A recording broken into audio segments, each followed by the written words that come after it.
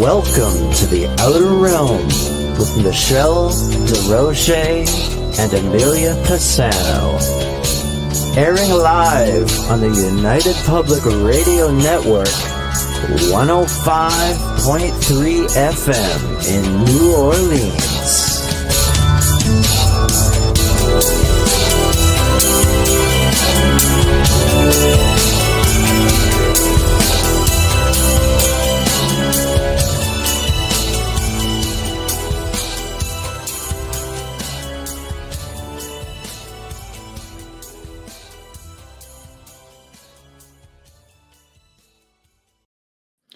Good evening, everyone. Welcome to the Thursday night segment of The Outer Realm. We are broadcasting live on the United Public Radio Network, UFO, Paranormal Radio Network, 105.3 FM from the Gulf Coast and 107.7 FM from beautiful New Orleans.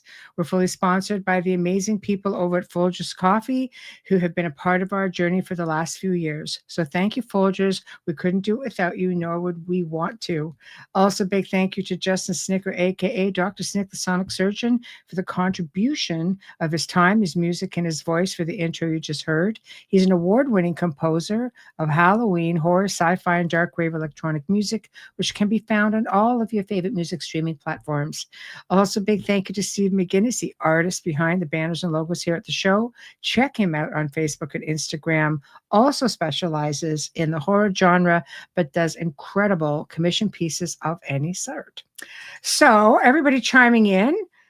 Perfect. I know some of you guys are coming in from Preston's site. I'm always so excited when Preston comes on because we have so much fun. He's just such a dear friend. He's so knowledgeable, and he's definitely not just an amazing researcher, but he's also the voice of reason when it comes to a lot of what is out there. And he doesn't just put it out there unless there's some way of substantiating some of the information that is being shared, which makes for a really amazing researcher. And you can trust where it comes from. So without further ado, our very special guest and dear friend, Preston Dennett. Hello. Hi, Michelle. How are you? Doing really good. How are you? Well, I'm doing just fine, thank you. It's just, I've really been looking forward to this, as you know, because we've talked about it. And man, what isn't to be excited about when you put in Antarctica, which everybody is, you know, like everybody's onto this right now because you just, they don't let you go there, typically speaking. You know, there's a lot of mystery that surrounds it, whether it's a thing, whether it's not a thing. It sure is a very hyped up thing.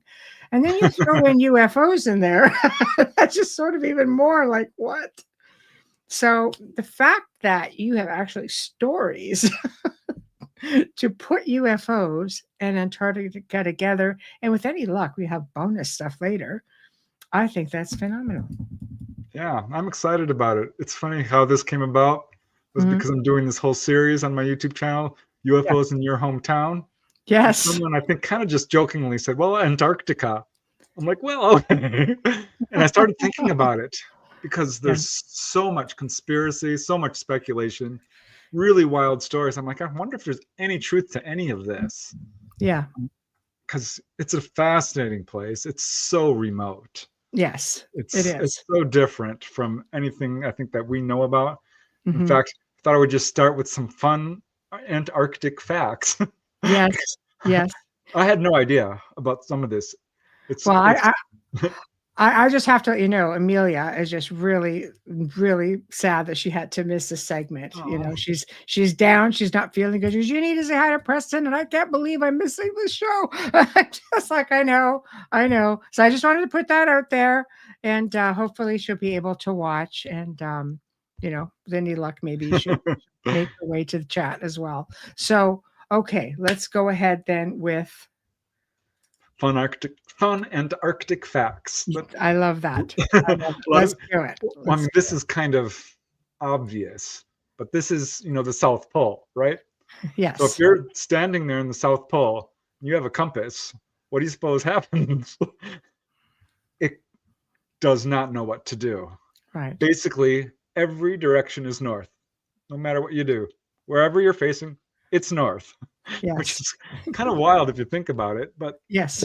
and obvious, but still kind of interesting. It is interesting. 'Cause usually you get that in areas of like high EMF or high strangeness or something.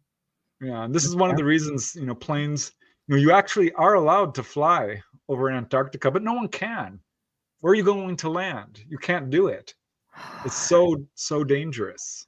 So do you think, Preston, do you think that maybe there's something that military may have in place to kind of throw off all it would take is magnetics, really, just to deter people from flying over? Do you think that would be a possibility? Again, it's hypothetical, but Yeah, I mean, I can't rule it out because I know that the government is down there. I know they're doing stuff they don't want people to know about. That kept yes, coming up. And I'm yes, pretty sure I know where it is. yeah, McMurdo is kind of the central place, but well, let's just start with, Antarctica. Here's really interesting. It is, the coldest place on Earth, obviously. It's also the windiest. wow, It's the remotest place on Earth. yeah, It's highest, driest place on this planet. It's the world's largest desert. yeah, Got all these superlatives going on for it, which wow, pretty much the most difficult place for anyone to mhm, possibly live. yeah, And here's yeah, another interesting I can see that, fact. yeah, Nobody owns it. It is not owned by a single country. You can't own it, in fact, because in 1959, this is controversial too. This is not like set in stone, but this is the way it's rolled out. In 1959, there was the Antarctic Treaty, which mhm, basically said nobody can own this country. But it mhm, was only signed by 12 countries. wow, So a lot of the countries have never participated in this, mhm. and more And or yet less, they're all down there. How many of them are actually down there that have staked a claim over there? it's about 12 countries total, Okay, so they're there. but it's closer to 5 or 10 that are really active down there. Mhm, Chile, Argentina, the United States, mhm, and the UK are really the ones that are active. But France has been down there, New Zealand, mhm, Norway, mhm, but yeah, really not a whole lot of countries are doing research down there because it's incredibly hard to get to. It's mhm, incredibly hard to survive. mhm. Yes. But yeah, those 7 countries kind of made territorial claims and set up Mhm. bases there, but Yes. nobody owns it. Huh. Um, Huh. Now that and is very interesting. yeah, and now the population, this is interesting, ranges from about 1,000 people to 5,000 at any given time. Mhm. So I will say, this shocked me. 40,000 people visit Antarctica each year as tourists. Come on. Who So what can you go see? ice. Ice. And Right. penguins. You're not going to see Right. any polar bears. Polar bears are at the North Pole. Right. Right. Yeah, So, so ice. Penguins? Don't they have the big empire penguins down there? yep. I like penguins. Yeah. They're Well, probably as big as I am down there, but I like penguins. So it's funny. My sister-in-law called them pinwings as an adult. And she's like, we turned to her like, what did you just say? It's like, they're pinwings. We're like, no, dear, they're penguins. Like, what? let me clarify this. Yeah. She's like, oh, I Wow. always thought they'd just call them pinwings because they have little pin-like wings. Just Right. always funny. I love it We've though. I all done love it. stuff like that. It's We just have. funny. We have. Here's Right another. there. Yeah. 11 people have been born there in the history of Antarctica. 11. Wow. Yep. Are people just working down there, or nobody Yep. wants to go to Antarctica to have babies? I guess not. Having a baby's hard enough. And there's been one attempted murder and one successful murder. So it's Wow. very much, safe place to live in terms of crime. Yeah. But yeah, these 2 Russians were playing a chess game, Ooh. and I think one of them told the ending to a book or a movie, pissed the other guy off so bad. I was just gonna say, That was it. how could murder happen over chess? It's because you're in Antarctica. You're in a frozen box, and Yeah. it's night all Yeah. the Yeah. time, or day. It's Yeah. daytime, 6 months, and Mhm. nighttime for 6 months. Yes. So most of the people basically vacate during winter, but not all of them. They're called the winter over guys. Wow. And, Winter it's funny over when, guys. I did a video on this, of course, and I'm like, okay, let's see if I can post this on some of these Antarctic websites. No, I actually got one to go on, and they attacked me so bad. They called me every name in the book. I'm like, I got documents. I got government documents. I've got statements from government officials. I've got proof. I have stuff. Did not matter. Wow. And I got kicked out of that group. You know what? You have to wonder, like, why people get so hostile over it. I wondered about that because secretly there was a number of people sharing it because I do have proof. I've got absolute documented proof. Do you think it's because, like, you're being a buzzkill and everybody just, being the voice of reason, as I said at the beginning of the show, and everybody wants to just fall into the whole allure and the mysteries that surround Antarctica? And Preston comes in with his logical shenanigans, and people are just like, wait a minute, we don't want to hear the logic. We want the mystery. I don't know. I did not expect that. Of course, I'm playing, but yeah.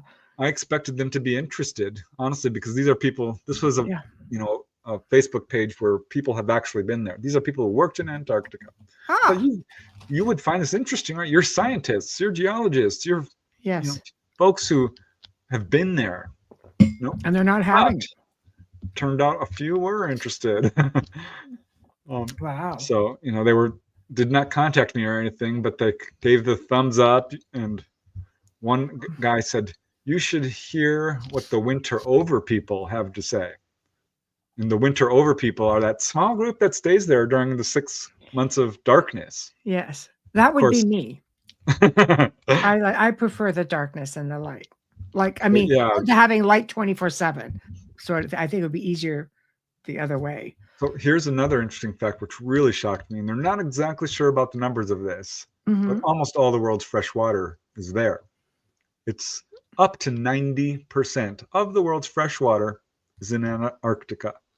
Could be as low as 60%. They're not entirely sure. That's so substantial. Yeah, that's an enormous amount. That is. And guess how big it is?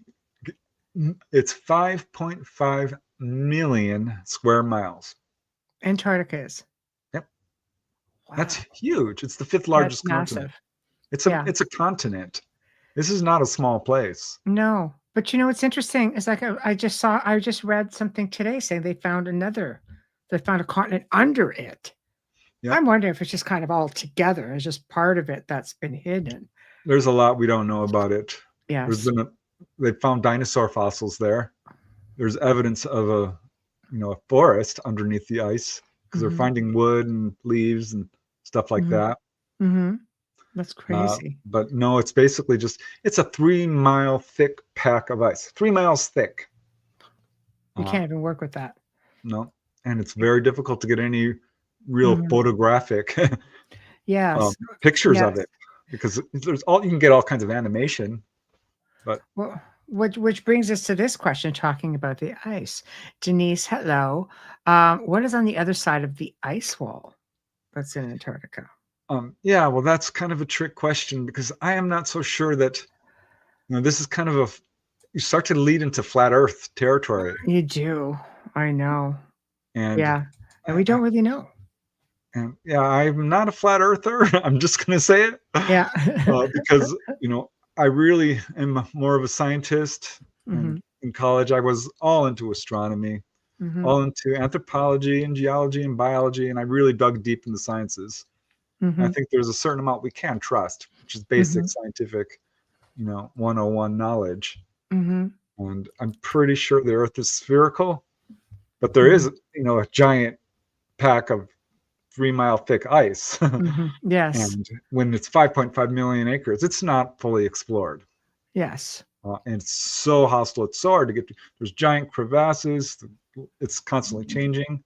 There are things they still don't understand. There's this thing called polinyas, a Russian word, because these are these warm water lakes that keep popping up and disappearing. Like, what's going on here? Yeah, that's a bit unusual, isn't it? I've never heard of that anywhere else. Yep, they're called polynyas. It's pretty easy to look up. It's probably geothermic Mm-hmm. in some way, but it's weird because they pop up and then they go away and they come back. It's like hot water coming up is probably what it is, and forming a lake, and then it freezes. And I Yes. don't know, but Yes. It's a curiosity because I have never heard of these being like in other locations. And even so, to find it in a place like Antarctica, I know a few years ago I did read that they had found freshwater lakes under it. So it makes sense if realistically that's where 60 to 90% of our fresh water comes from, which is mind-blowing when you think about it. yep. And 98% is ice. There's Mhm. 2% you can walk on ground or rock, actually. It's pretty Yeah. much just rock. Pretty much, yeah. Yeah, pretty much. I mean, there's so many ways to get into conspiracies. Was Admiral Byrd silenced and killed for the truth he tried to tell? No way of knowing. I've not really explored the conspiracy side of things with this. Yeah, I started to, but the Admiral Byrd story was so complex Mm-hmm. and so over the top and really hard to verify any of it. And already been, a lot of people have looked into it. So I kind of just like, you know what, I'm going to stick with just basically Yeah. the UFO aspect of all of this. Mm-hmm. Which I guess falls into Operation High Jump, which pretty much was Antarctic exploration. But then you're getting into the Nazi UFO stuff, and you can take it into areas that's like, we weren't there. Yeah, We don't I know for didn't find sure. any evidence of Yeah. ancient cities, any good reporting on, Yeah. there's rumors about that. Of course, alien bases and all this, but Yeah. our government seriously considered this possibility because there seemed to be a lot of UFOs coming from that area and going to that area Mm-hmm. from other places, and the Arctic as well. I can talk equally about the Arctic. Mm-hmm. Start with Antarctica. Yes. Yes. Because Okay. it's just a fascinating place all around, Mm-hmm. and definitely has really very well substantiated UFO activity. Undeniable, 100%. I got the documents. I got the proof. Yes. That's why I Yes. was so surprised to get such a hostile reaction from folks who should know, or at least should show interest. If you're a scientist, you have to be Yes. open-minded. Yes. Well, Yeah. turns out scientists aren't really all that open-minded. You would no, but when you look at it that way, and it's either that or they know something that the rest of us don't know, and they, obviously you would not be allowed to talk about that. But I would think that, probably could be part of it. yeah, I'm sure people have brought it up. Mm-hmm. And they're like, we don't talk about UFOs down No, here. do not talk about it. Yeah, what happens in Antarctica stays in Antarctica. It's like, the frozen Vegas. So Well, I've certainly talked to people who are in the military and had UFOs come up to them and turn to their commander or captain and say, what's that? That's your quickest way of getting booted out here if you say one other word. Yeah, exactly. Oh boy. There is a huge cover-up in terms of military information. They know far, far, far, far more than they're letting on. What we, the terms of military reports, we have maybe 1%, I'm guessing. I'll be generous, 5%. 95% of what they see, we will never, ever hear about. Really unfortunate. It's true.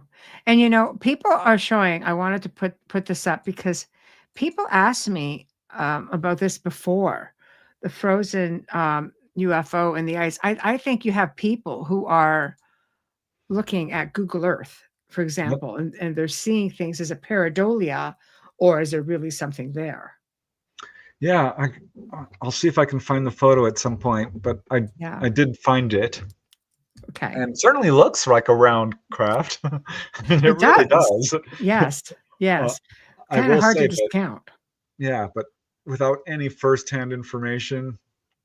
Yeah. But Google Earth didn't blur it out, so that's kind of interesting. Yeah, usually they would, wouldn't they? If there was something they didn't want you to see. I did research into that Malibu anomaly, which kind of looks like pillars and a flat surface and a tunnel going to the water off of Malibu Beach. They blurred it out about, I don't know, 3 months ago. You cannot see it any longer on Google Earth. If There's a lot of nothing there- pictures of it, thankfully. Yeah, I've got a bunch. Why would you blur it out if it's no cause for nothing. alarm? You know? Exactly. So it's kind of what they don't say sometimes. It says more than what they do say. That's right. And that speaks volumes. I'm just putting the comments as we go. So you can, any questions I'll highlight and we'll do them separately. Yeah, pareidolia is something we really need to watch out for, because you can see people going crazy over the surface of Mars, like, looks, there's this and that. I'm like, no. Pareidolia it's an enemy in certain fields, like the paranormal and such. Like you could let your mind run away with you if you're not careful. Yeah, but it's a good thing, because this is how we recognize faces. Yes. There's only very minor variations in all these our faces. Mm-hmm. And people are able to recognize that because we're very much hardwired to recognize patterns. Yes. Faces in particular. Yes. Yes. It does have its uses. Yes. Australia is one of the countries that really has done a lot in Antarctica. Oh, well, they're so close. I love it. Chile kind of surprised me, because they're not that big of a country and they're not super close to Antarctica, but they've been a major presence there. And in fact, the first case I want to talk about took place involving, here, I'll just put this up on the screen here. Any questions that we haven't gotten to yet, please know they are tagged and we will get to them. We're not forgetting about you. Between our group and Preston's group, there's different ones coming in, so please bear with us. Thank you. I'm not gonna be able to pay too much attention to chat, but I'll try. I'm kind of watching. I'm going to let you just go. All right. But here's the Chilean Antarctic base, Arturo Prat. And this is the earliest case I could find, which is basically when the modern age of UFOs began, late 1940s. A huge superwave, as we know, started in 1947 with the Kenneth Arnold sighting and Roswell, but it swept across the U.S. and the world. A huge amount of UFO activity. So it shouldn't come as no surprise. But we had a base down there, or the Chileans did. So good for them, getting down there nice and early. And there was an expedition down there, a Chilean expedition to the Antarctic base, Arturo Prat. And this is an interesting case because February 23rd, 1948, Captain Augusto Vars Orrego said that during the bright Antarctic night, we saw flying saucers, one above the other, turning at tremendous speeds. Now, here's the part that is really important. He says, we have photographs to prove what we saw. He says, I don't think it's an optical illusion. We have corroboration from what we saw with photographs taken of the phenomenon. Now, there's multiple sources. One says that they actually took videotape, which would be expected because this is a naval expedition and they've got equipment. So Donald Kehoe, my hero, Major Donald Kehoe, who is really single-handedly took on the Air Force. He was the first person to say, you know what? They're lying. They're withholding the truth. You need to be more truthful and transparent. Now, of course, we've got a whole army of researchers doing this, but he was a lone man in the field at that time, largely. That's crazy. Yeah, it's crazy. But the fact that there are photographs, and what was the year on this again? What was the what? The year that he... February 23rd, 1948. Wow. And to say that they had photographs, that's interesting. Donald Kehoe hears about this case, right? So he goes to the Chilean embassy in Washington and was told the pictures were classified. So they have never been released, but we're pretty sure there's pictures. Now, he did a direct letter to the Chilean Navy. Let's go to the source, right? Screw the U.S. Embassy. Let's go to Chile. Right. And here's their response. And I quote, we are pleased to acknowledge the receipt of your letter regarding the photographs showing UFOs in formational flight, which you mentioned were taken by Captain Orrego of the Chilean Navy in Antarctica in 1948. Regarding this matter, We wish to inform you that recently we received a communication from Captain Orego stating that he had not seen any UFOs. Therefore, the photographs requested by you do not exist. Oh, Signed, wow. Harold Nagel, Captain Chief of the Chilean Naval Mission. Yeah. Now, there's a bit of backpedaling if I've ever seen it. That's a backpedal. Yeah. Some things Because- are a little bit obvious, and I'm thinking that's definitely an obvious one. So funny which is- that. Yeah, not okay, because Not okay. he spoke publicly to reporters saying, Mhm. we have photographs. We know what we saw. It wasn't an illusion. These are scientists. These are Mhm. not people who have no education whatsoever. Mm-hmm. And he called them Mhm. flying saucers. You know, so it's not Yeah. like just lights. No, Uh, no, he saw them. He knew exactly. He knew exactly what. So yeah, as Mark says, in other words, you know too much. So Yeah. So, Yeah. so you know, this is when the cover up began right off the bat. yeah, that's early on. That's pre-Roswell, and that's usually, they say, when the majority of cover-ups and such started happening was usually, what was it, after Roswell, with it changed the game of that a little bit. But yet this predates all that, doesn't it? Yep. Yep. So there's stuff going on there for a very, very long time. Mm. Let's see. Mm. Here's okay. Yeah. I just want to bring up the picture I have next. Okay. If I can find You're it. in charge, Preston. Take it away when Well, you're ready. All right. Well, I'll just start with the next case. Yeah. Yeah. Let me see if I can find this picture though, because Yes, Alan, Shag Harbor. I do kind of want to show the location where it's taking place. Yeah. But well, I'll find it. And I have an illustration of it. So Yeah. that is No kind problem. of that'll work. Yeah, it's good. It's good. Hold on. No, it's good. Yeah, Scarlet, basically, again, getting Tabloid. Fleet lost many ships in the battle. How could it be hidden? I don't know. They can hide anything they want. They could hide anything they want, technically speaking. It's infuriating because in case after case, there's so much scientific documentation of UFO activity in this area. Because they're there for scientific study, and I think this is one of the draws for these UFOs. I think they're ETs. I know everyone has their darn theories, but I've seen them. I've been on board. I know what we're dealing with here from a personal, experiential. Yes. So yes, I kind of have to come from that perspective, because once you know, you know. Did you? You can't unknow it. Right. So people can say what they want, but that's my. I don't even want to call it opinion. This is my perspective. This is my experience. Yes. I think that's what we're dealing with. Yes. So the next really good case took place on Robertson Island. I know I have a picture of it somewhere. Problem is I've got a million freaking pictures. I hear you. But I do a little bit of a, what do you call it? A photo montage of what these people saw. Yes. But this one occurred on January 8th, 1956. Okay. It involves 4 Chilean scientists. Yay, Chile, for coming forward. They're really open about it, aren't they? Yeah. Thank God. I bet you dollars to donuts that were, like I said, most of it. I'm sure the U.S. and all these other countries have lots of cases that just didn't, reach us. But Chile has been far more open than most countries. So I think that's why we're seeing some of these early cases coming from them. This is true. But these were 4 scientists. Got to give kudos to these guys who go down there. Can you imagine? Yeah. It's so close, though. It's amazing. That's where the ancient Lemurians were said to have gone up through all of that. So if you follow that folklore, which they would in Chile, because it's part of their oral history or their folklore that they have, I think it would make them a little bit more, at least, open.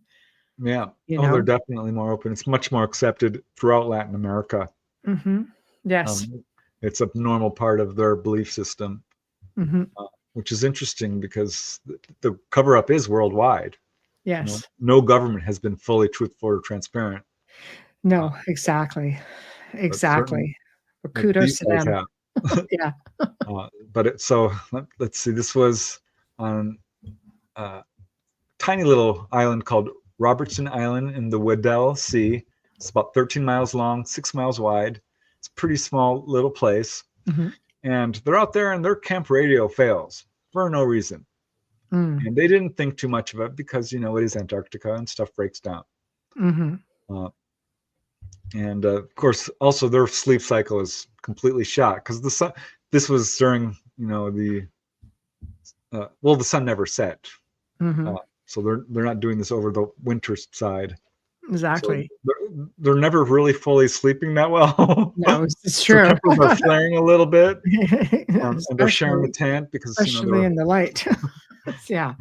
No, exactly. So one of the guys, this is 7 a.m., January 8, 1956. One of the guys, his name is Celestino Castro, steps out of his tent and sees this metallic object hovering overhead. Perfectly clear sky. Oh, I forgot to say the average temperature of Antarctica. Want to take a guess or should I just tell you? Oh, just put it out because it's going to hurt. Yeah. Minus 70 degrees. Oh. I wish I don't know what that would be Celsius for you Celsius folks. It'd be even more cold. But on this day, it was a warm day. It was only 15, 20 degrees below. So, still shirts and short sleeve weather. Yeah, doable. Sure. So he sees this giant object. It's pretty big. It's high up there, but it's massive. Mm-hmm. So he wakes up his partner, and they go out there, and they can see that there's actually two of them, two metallic cigar-shaped objects hovering in a vertical position, straight up and down, way, way up ahead. They kind of look like zeppelins, but they were still in the air, not really moving at all, and flashing lights, violet, purple, silver. This could have been a reflection off of their metallic surface, but they were really interested and really fascinated. One guy was not so fascinated. he was scared. Right. So yeah, there's always going to be one. Right. But they went out, they have all their altimeters, they've got all these scientific equipment to take measurements of exactly this sort of thing. And they measured this thing at about 150 meters long, which is 400, 500 feet. That's pretty substantial. And so they're like looking at this. There's four of them now staring at this, and they're like, well, let's move to another location. Maybe it'll go away. Maybe it's a trick of the atmosphere. Oh. Always the scientist. Yes. So they went over to another, stayed there and continued to stay there for 2 hours. So they took films. They brought out their cameras. Click, click, click, click. Videos. Of course, we're never going to see them. We never see these. Every case they take photos, we never, ever get to see them. I found one. I'll put it on when I get to that case. Yeah. And I have to tell you, I had to dig deep to find it. Into the, what do they call it? The archived web. There's a name for it. When the archive web. Yeah, when someone puts up a website and then they take it down, like a cache site, or is it? Yeah, I'm not familiar with that. I know they have everything. Yeah, what is the name? Is it? It's like you go. I forget what they call it. There's a name for it. Time machine or something. How crazy. It's got a name, but yeah, basically anything that goes on the internet at some point is there. The Wayback Machine. The Wayback Machine. I got it. Yes. Yeah, I think that's what they call it. Yeah. Basically, if a website goes down, it's still somewhere out there and people are cataloging it. And I found a photo on the Wayback Machine. There it is. Yes. Thanks. Yeah, it came to me just in time. So they're looking at this thing. It's huge and it moves. So they move to another position. They're taking photographs. It's glowing. It's flashing multicolored lights. And then it does what these things do. And I love this. They are put on a display. They clearly know these guys are watching because what they do next is they move to a horizontal position, dive down, and start going, put on a dance for a full 5 or 10 minutes. Goes back up, assumes a vertical position, and then the other guy's like, okay, my turn. Comes down, same darn thing. Wow. Now Just this showing is when off. they're, yeah, absolutely. They're doing this on purpose. This is what we call a display. They Mm, know there's scientists here. They're like, okay, maybe these mhm, guys will talk. And they mhm. did. But they're Yeah. doing this to everybody. I'm sure they did this to every darn scientist down there every Yes. single time. But we Yes. don't hear about all of it. Just a tip. Mhm. So they did up the cavorting, dancing around. And this is when this poor guys, their Geiger counter goes right off. Radiation, big Mhm. time radiation, 40 times more than normal. So this Yes. is not good news. That's off the charts. Yes. Yeah.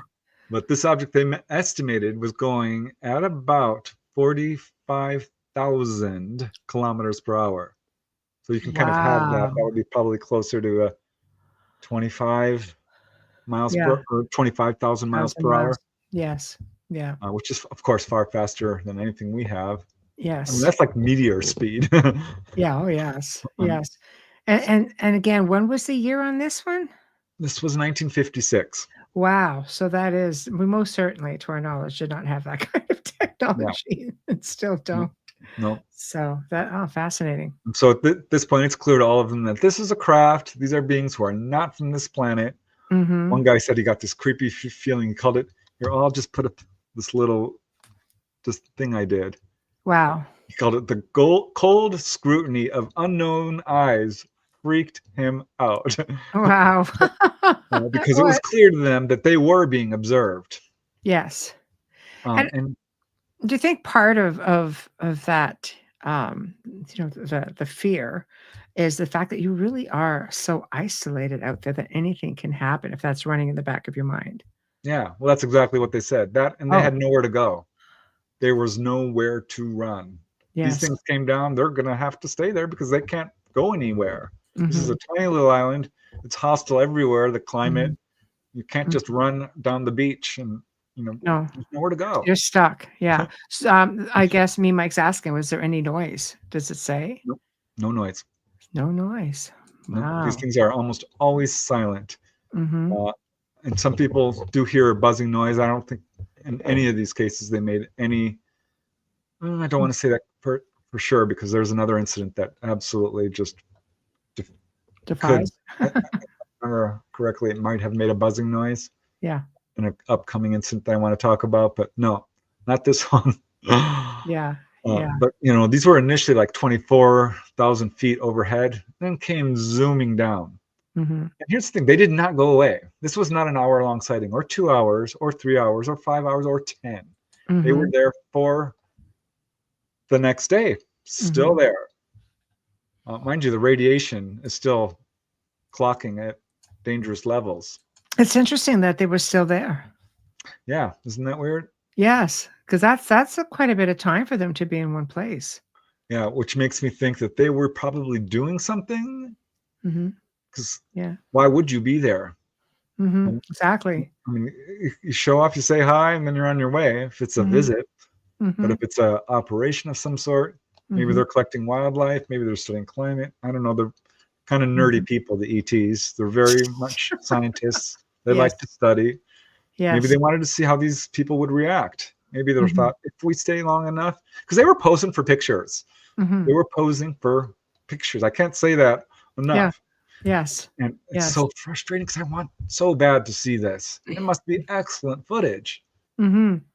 Well, I mean, so you think, yeah, they're out there, but I mean, I would imagine anything that these scientists do, take photos, it doesn't matter what it is, it technically would fall under the ownership, of whichever government they represent. Yeah, but in my mind, it's owned by all humanity.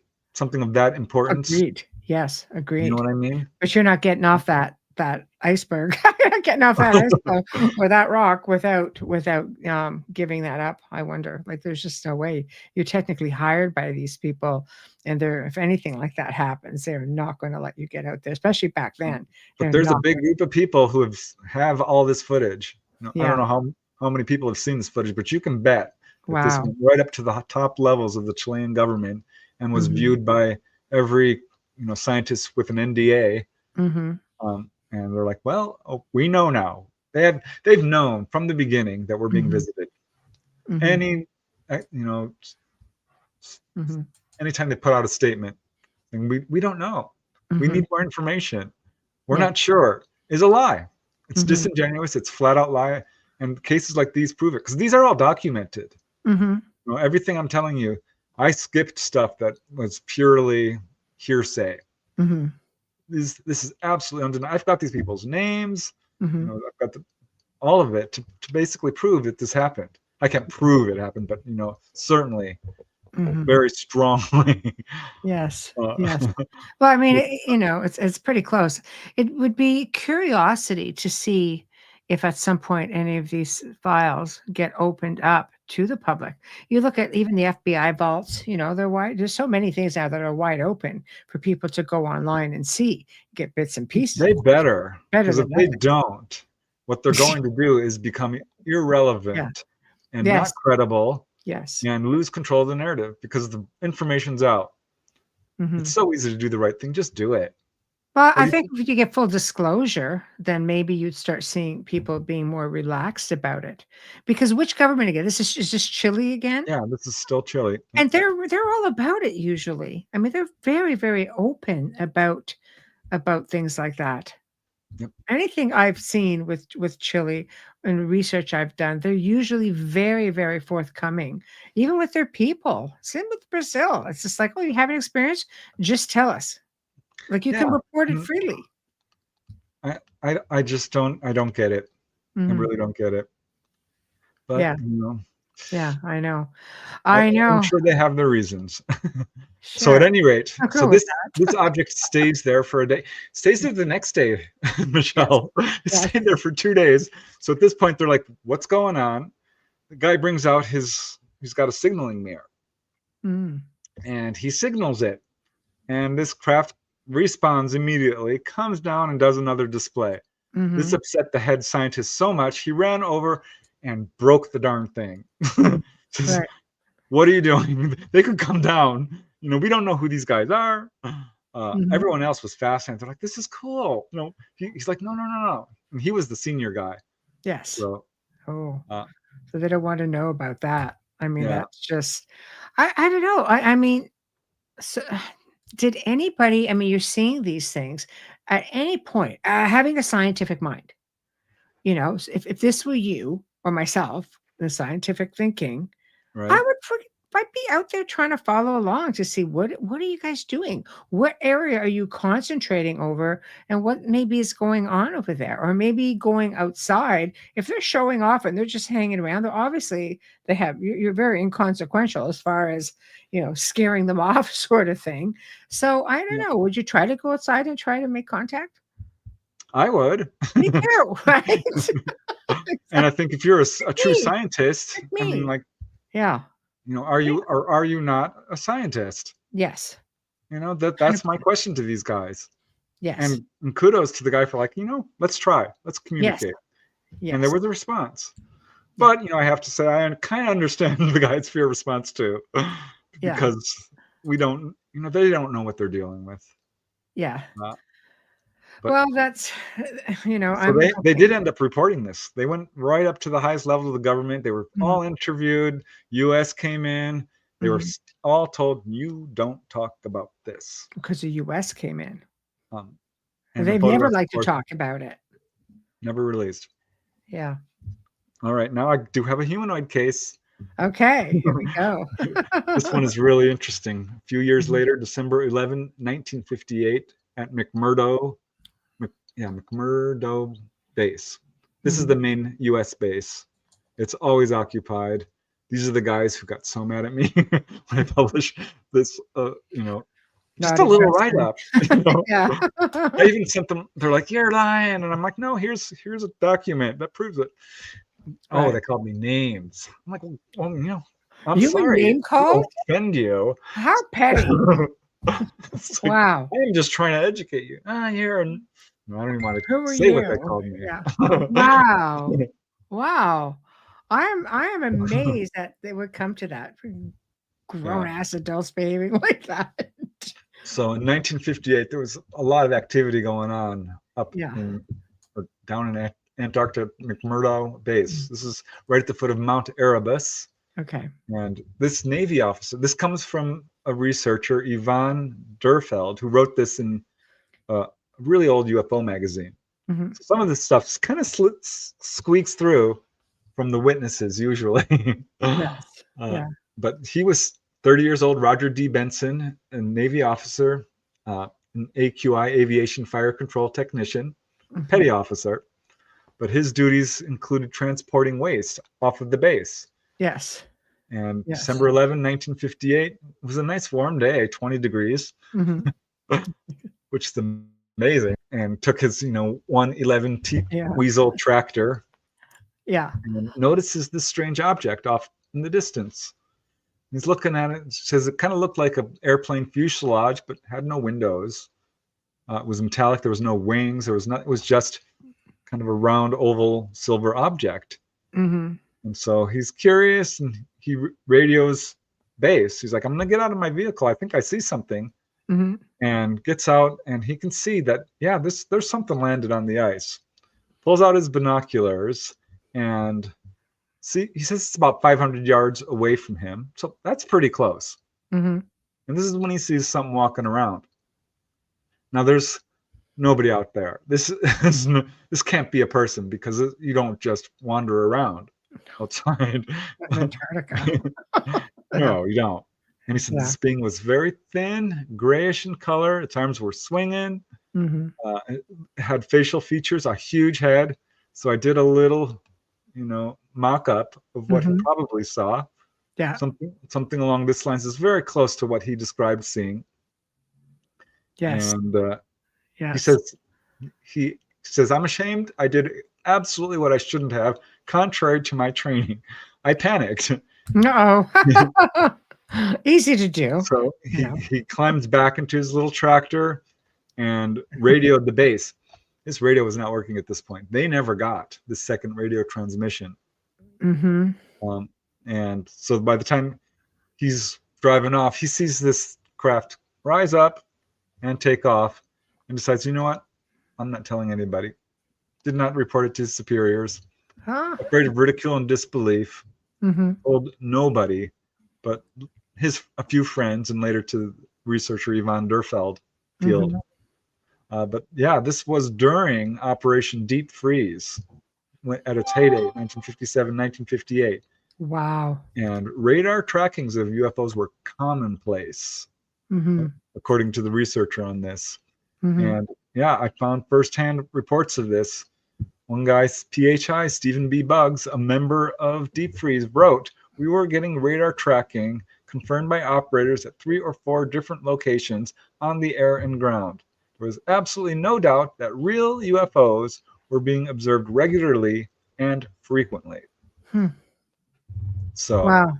yep. And not only this was, of course, the Americans, but the Russians were also, they had a base near the South Pole, and they were being pestered by this low-flying disc. And so it was totally metallic, flew over us, came real low again. And one of the guys there, Dr. Yuri I. Danikov, says he could feel it trying to communicate in his mind. He could feel this sort of weird stirring, is how he called it, which absolutely convinced him that this was a, quote, Voyager from the cosmos. Wow. But, this was Operation Deep Freeze, was led by, this is the part that just surprised me, that these Antarctic guys wouldn't listen to me. Because I have a quote from Rear Admiral George J. Dufek. He was the guy in charge of Operation Deep Freeze. And he gave an interview. And here's what he said. I believe in UFOs. Flat out.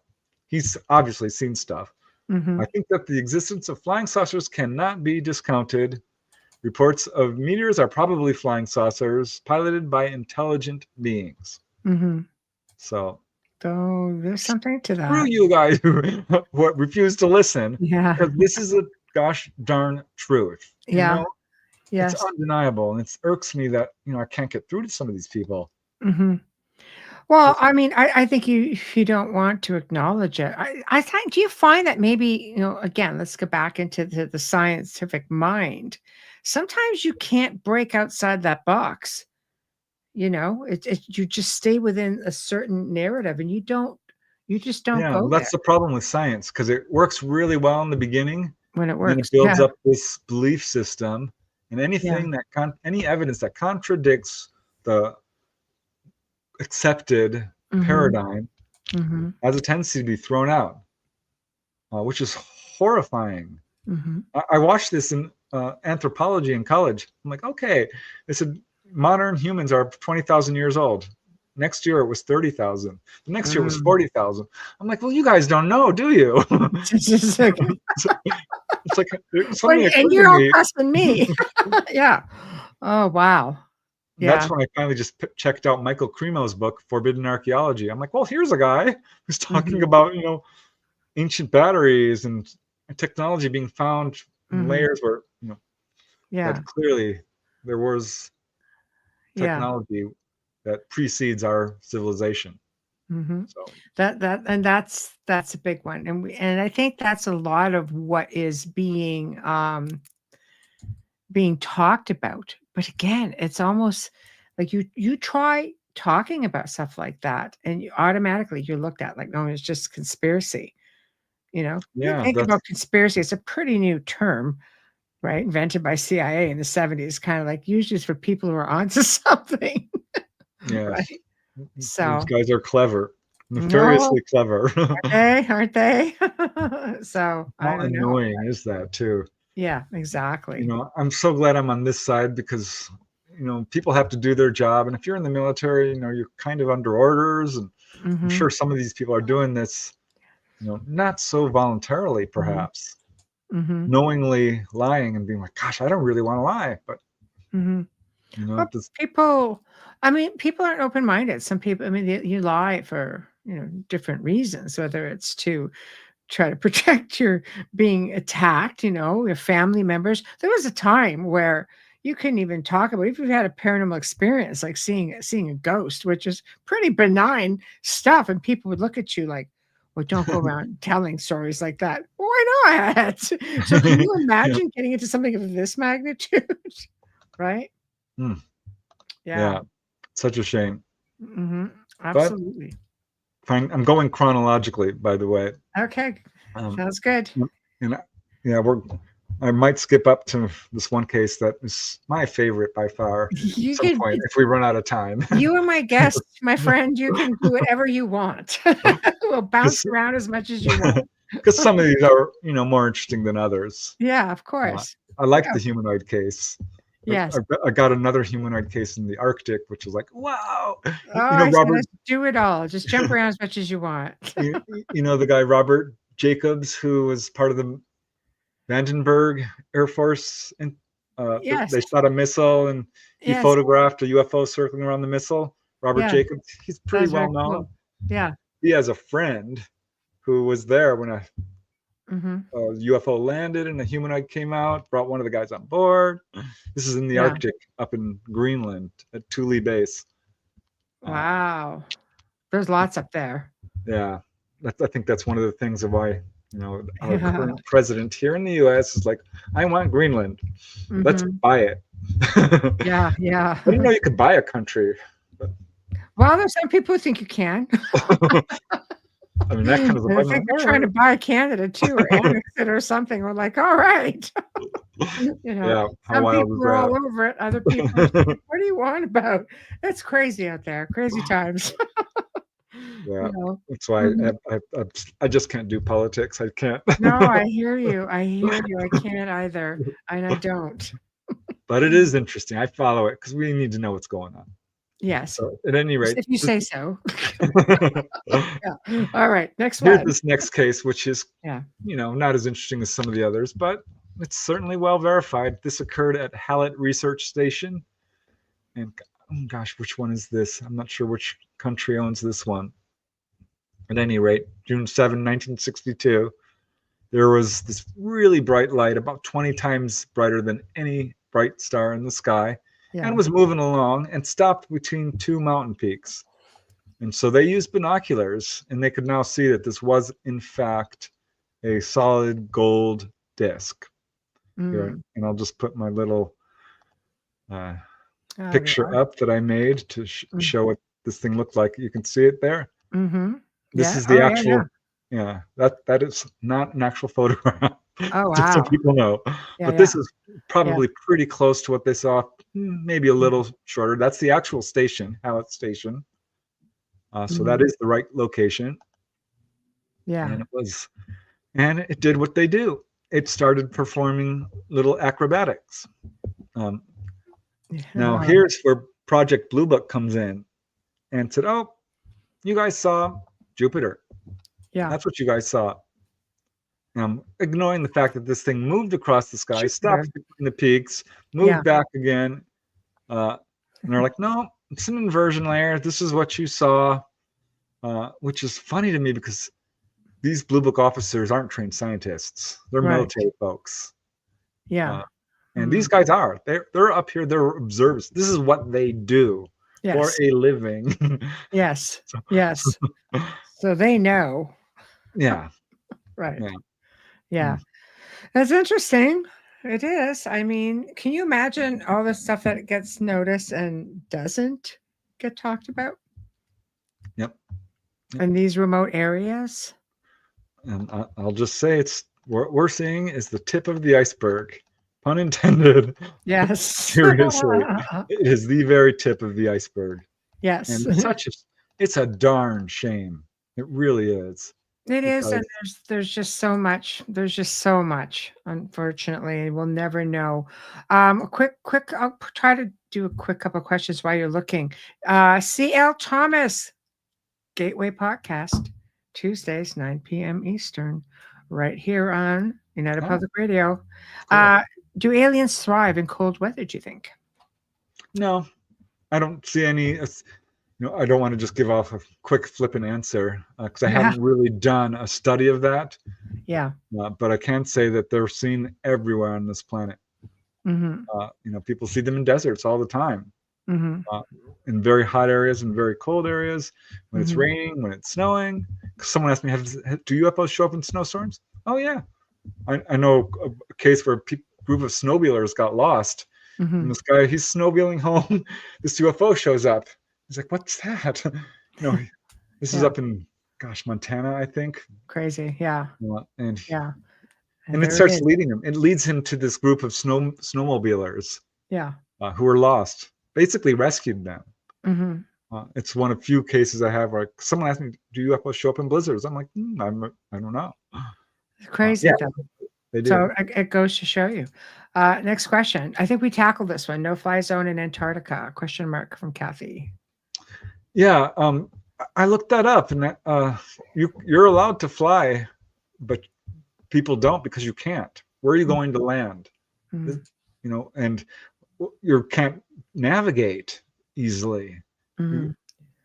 With instrumentations go crazy. Mm. I don't know. I can't really answer that with a whole lot of authority. Yeah, I've read that there's one section up there you can't go around, and there's some. I think it's just you can't fly over the bases. No. Yeah, and which is probably in where this big circle area is, where you can go down into it. Apparently, and apparently they don't let people. That's where there may be. I suspect there is a military base down there because there's some reportings on this. There was a contactee. Mm-hmm. What was her name? Katarina Wilson. Yeah. Who was at one point she said she's pretty heavily MyLabbed, I think. Yes. And got taken there. I believe that's what she said. Mm-hmm.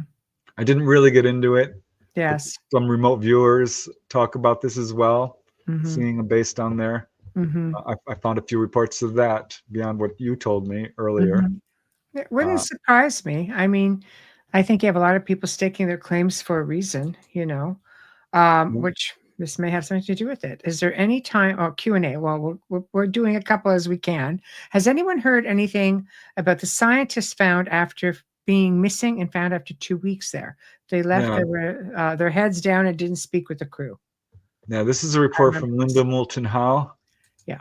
Who has interviewed a gentleman who was with a group of people and had a major sighting, and then later flew over an area. They were told not to talk about this, and a bunch of scientists allegedly went missing and came back or had missing time.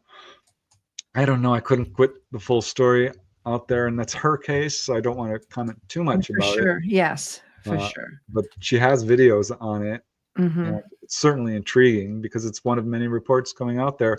Mm-hmm. Yeah, that's a big one. They tried to put a nuclear power station up there. It started leaking, Michelle. They had to shut it down. Oh my gosh, that is crazy. But yeah, I don't want to get into trouble No. speculating too much about what's going on down there. Yeah. No. Because, No. And again, it is speculation, right? So, yeah. All right. So next one, we're gonna try to get some as we go along. I'm coming up to the one after this is my favorite case by far. Okay. It's so cool, Michelle. You go crazy. But I'll just touch on this one briefly because it's interesting. Yeah. This one was on July 9, 1962. Now, on that day, there was a nuclear test called Starfish Prime. The United States detonated a 1.45 megaton hydrogen bomb over Johnson Atoll. This is 100 times more powerful than Hiroshima. 100 times. Wow. Largest nuclear test ever in outer space. Knocked out 6 satellites, created a power surge, which knocked out the grid all the way over in Hawaii, destroying more than 300 streetlights. But it sent out an EMP so powerful that it actually wiped out, expelled Earth's entire magnetic field for a period of 30 seconds. Wow. The entire magnetic field. They blew off. How dare you experiment like that? Yeah. They didn't know what was going to happen. Yeah. No, exactly. That could have done irreparable damage. Yeah. And the UFO people, the ETs, the people, they're more people than we are.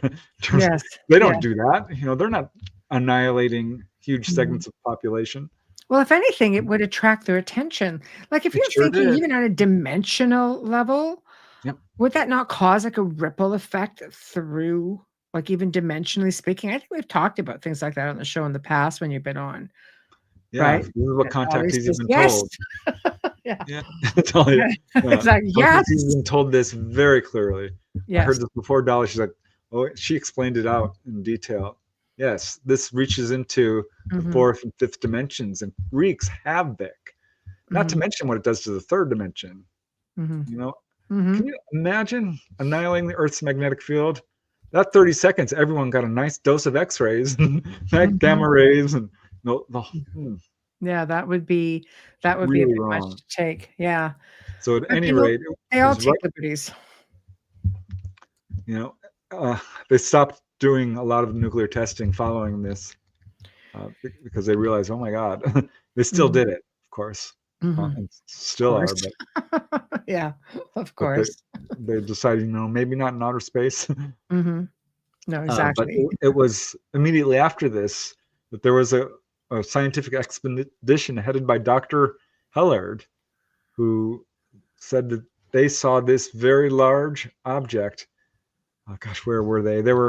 It didn't say exactly where they were, but they saw this object heading directly for the nuclear test. Straight line. And they thought that there was a relation there. So that would sound right. Like they would probably head right over there and just say, what the heck was that? Yep. They're known for it. Every time you have a nuclear power plant, have a meltdown, so to speak, something goes on, there are crafts reported around there relatively quick. Yeah. Well, that Arctic case I was mentioned briefly with Dr. Robert Jacobs' friend. Yeah. Which I like because he's a legit guy. Yeah. There was 2 men, northern Greenland. They see a UFO land. Or no, what they saw was this lady. Or no, they thought it was a lady sitting on a hilltop 300 yards away wearing a ski suit. And they're like, look at that lady. What? They're security guards, right? Yeah, sure. So one of them goes up and one guy stays behind and he sees her meet with this lady and they disappear over the hill. So he's like, oh my God. Comes back, 10 minutes later and says, that was not a lady. That was a man, a really beautiful man with long hair. He was, what we call Nordic. I hate that term. Yes. That was Yes. technically a Nordic. White, Yes. skin and long blonde hair and blue eyes and Yes. wearing a blue jumpsuit, Mm-hmm. and took him on board a UFO and said, the reason we brought you on board is because you need to tell everyone that you are destroying your atmosphere with nuclear testing. So yeah, they're concerned. It's the number one message over and over again. Yeah, right there. They just don't learn. Nope, they don't learn. But hopefully this is the case that I really, really wanted to talk about. Okay. And it's so bizarre and so interesting. I think there's so much we can learn from it. Yes. I mean, this one sent chills down my spine. And well, you always find the good ones. So technically a close encounter of the second kind, because no humanoids were seen. Okay. But this is April 20th, 1964. 6 members of a USO Coast Guard aircraft were flying to McMurdo Naval Air Base. This is the C-130 turboprop transport plane. Okay. This is what they basically used at that time.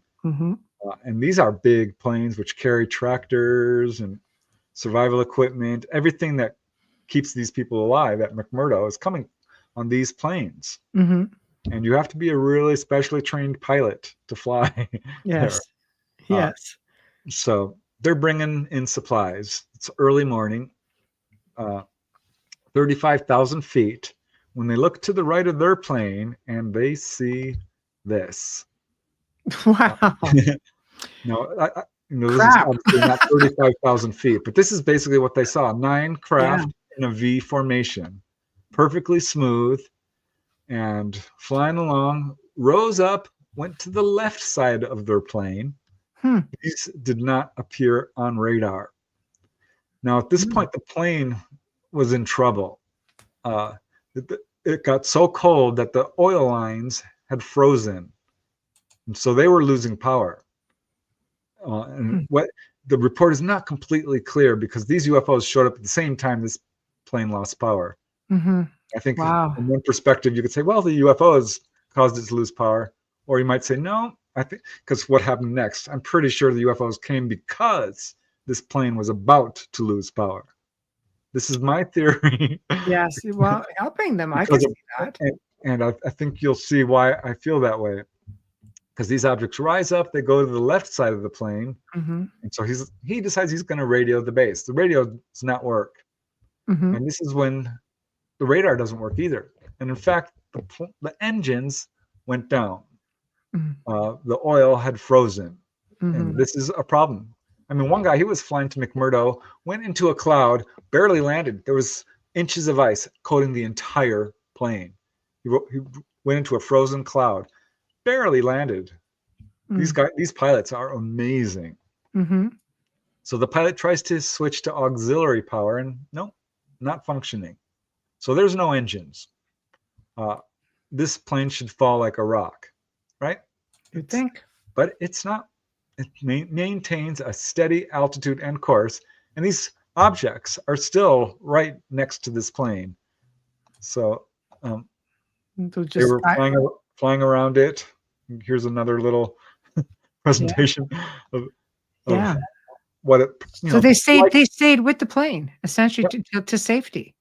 Yep.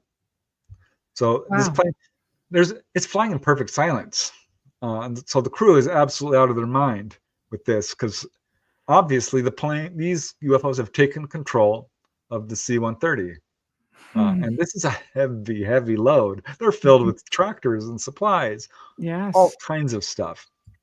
So here's when this gets really weird.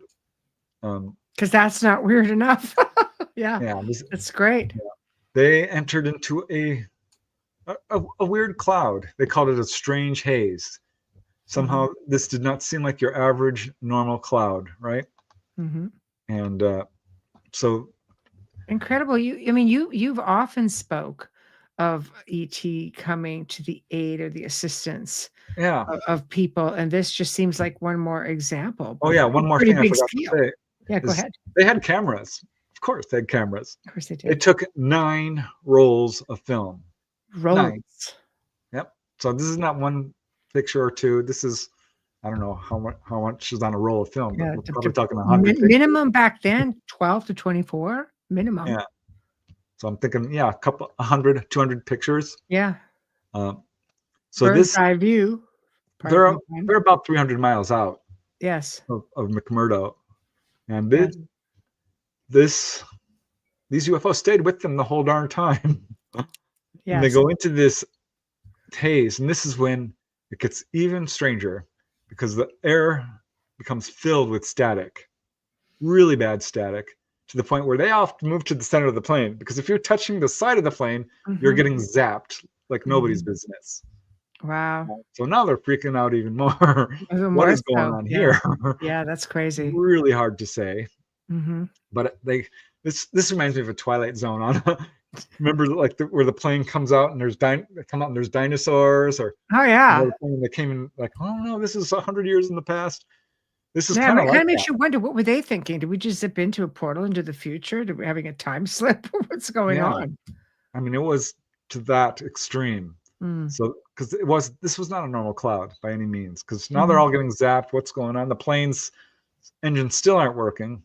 And they come out, and as soon as they come out of this cloud, they're able to restart the engines. All the equipment went back online, radar, radio, all of it. So they had covered a distance of 265 nautical miles over a period of about 15 minutes when these UFOs departed. But they were traveling at about 160 knots. So basically, what I'm trying to say here is that the UFOs shortened their travel time by about an hour. Wow. That's amazing. It's almost like the whole missing time thing in a way, but that's actually gained time. Yeah. I've talked to a number of people who are like on their way to work and they get there half hour early. I'm like, huh. Sometimes they'll see a UFO, sometimes they won't. But I've heard that. I've heard people say that I personally know somebody who traveled and they said that we arrived at this destination 2 hours before we should have. What happened? I'm just like, it's crazy. And I remember once I was driving with my sister-in-law. Suddenly we were in like Ventura. Christy turns to me like, "Where are we?" I'm like, "What do you mean?" I'm looking around. I'm like, "Oh my gosh, we were just in the San Fernando Valley." How? Simi Valley. I don't know. We were talking. Yeah, that's a lot. How do you miss that? but not only did I miss my exit, but I missed like 10 or 20 exits. So, which is crazy. That's crazy. That's cool. I don't know. I love it though. It's a positive story of how they are, that they assisted. And I'm not done yet, Michelle. More. This I haven't gotten to my favorite part of this case. Oh, there's more. How more spectacular can this be? All right. I know, right? So they land, right? And they're very excited. He turns in 7 rolls of the film, keeps 2 for himself. Good for you.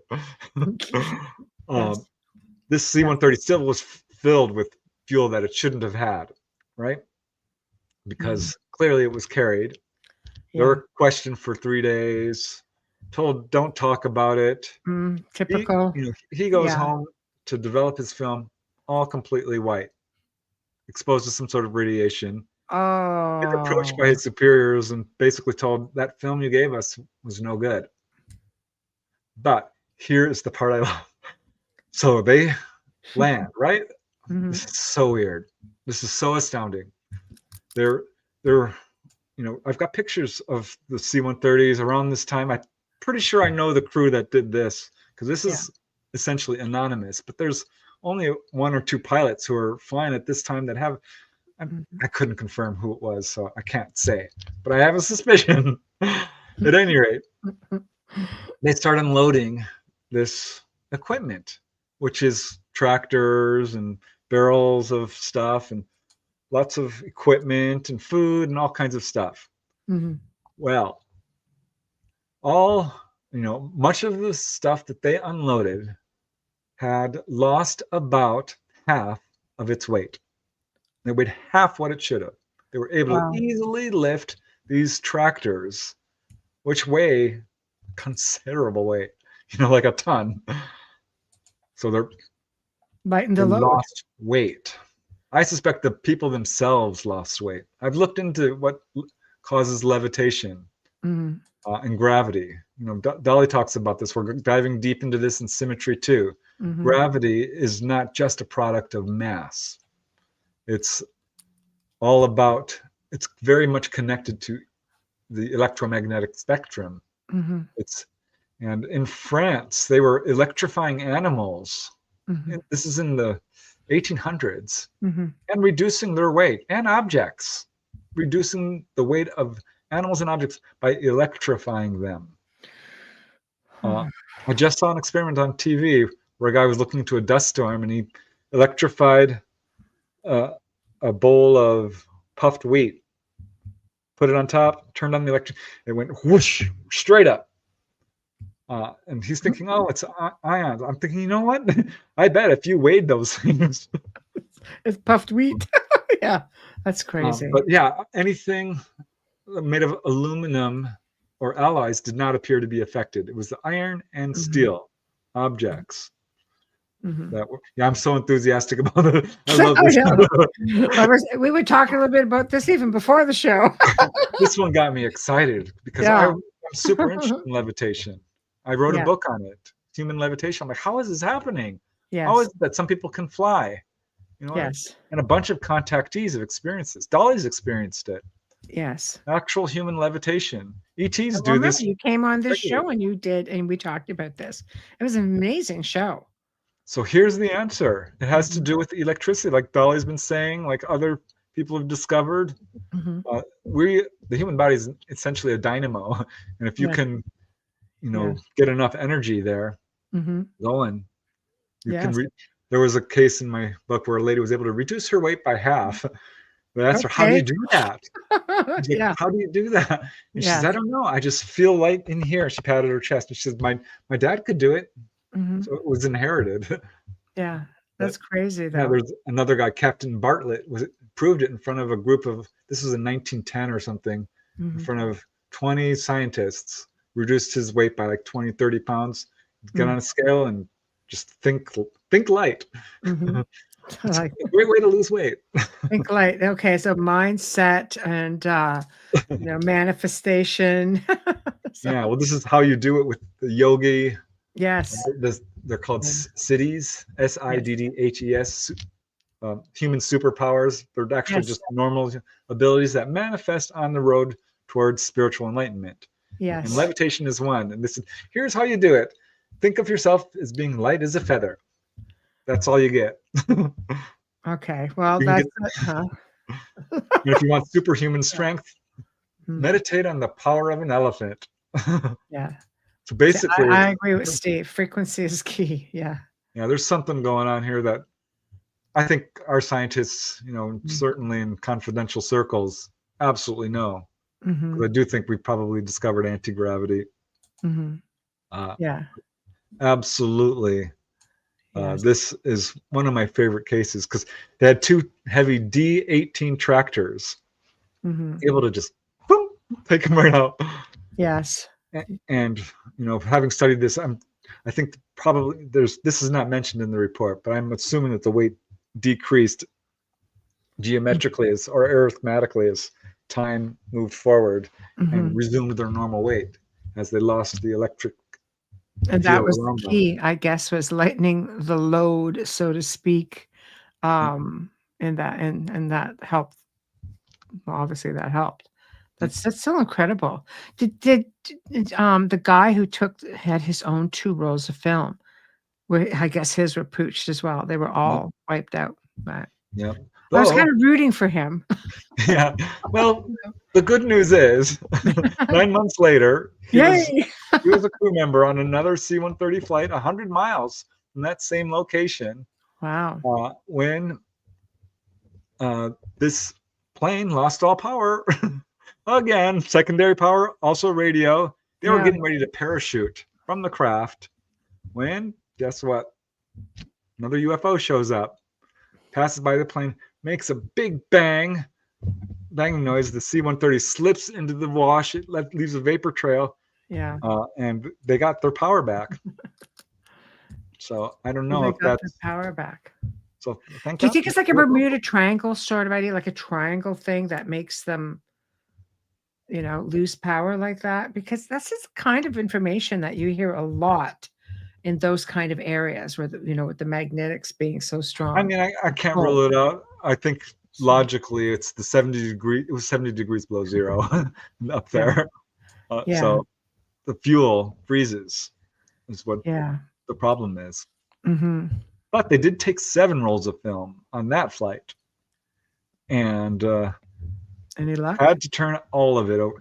Darn it, they didn't keep one roll. Well, we only took 6. Here you go. Yeah. Yeah. Yeah. Wow. But no, they Sure. took 7, handed them all over, and we're told that yes, these photographs did come out. Of course, we don't get to see them. We don't have them. No, we don't have them. That is a shame.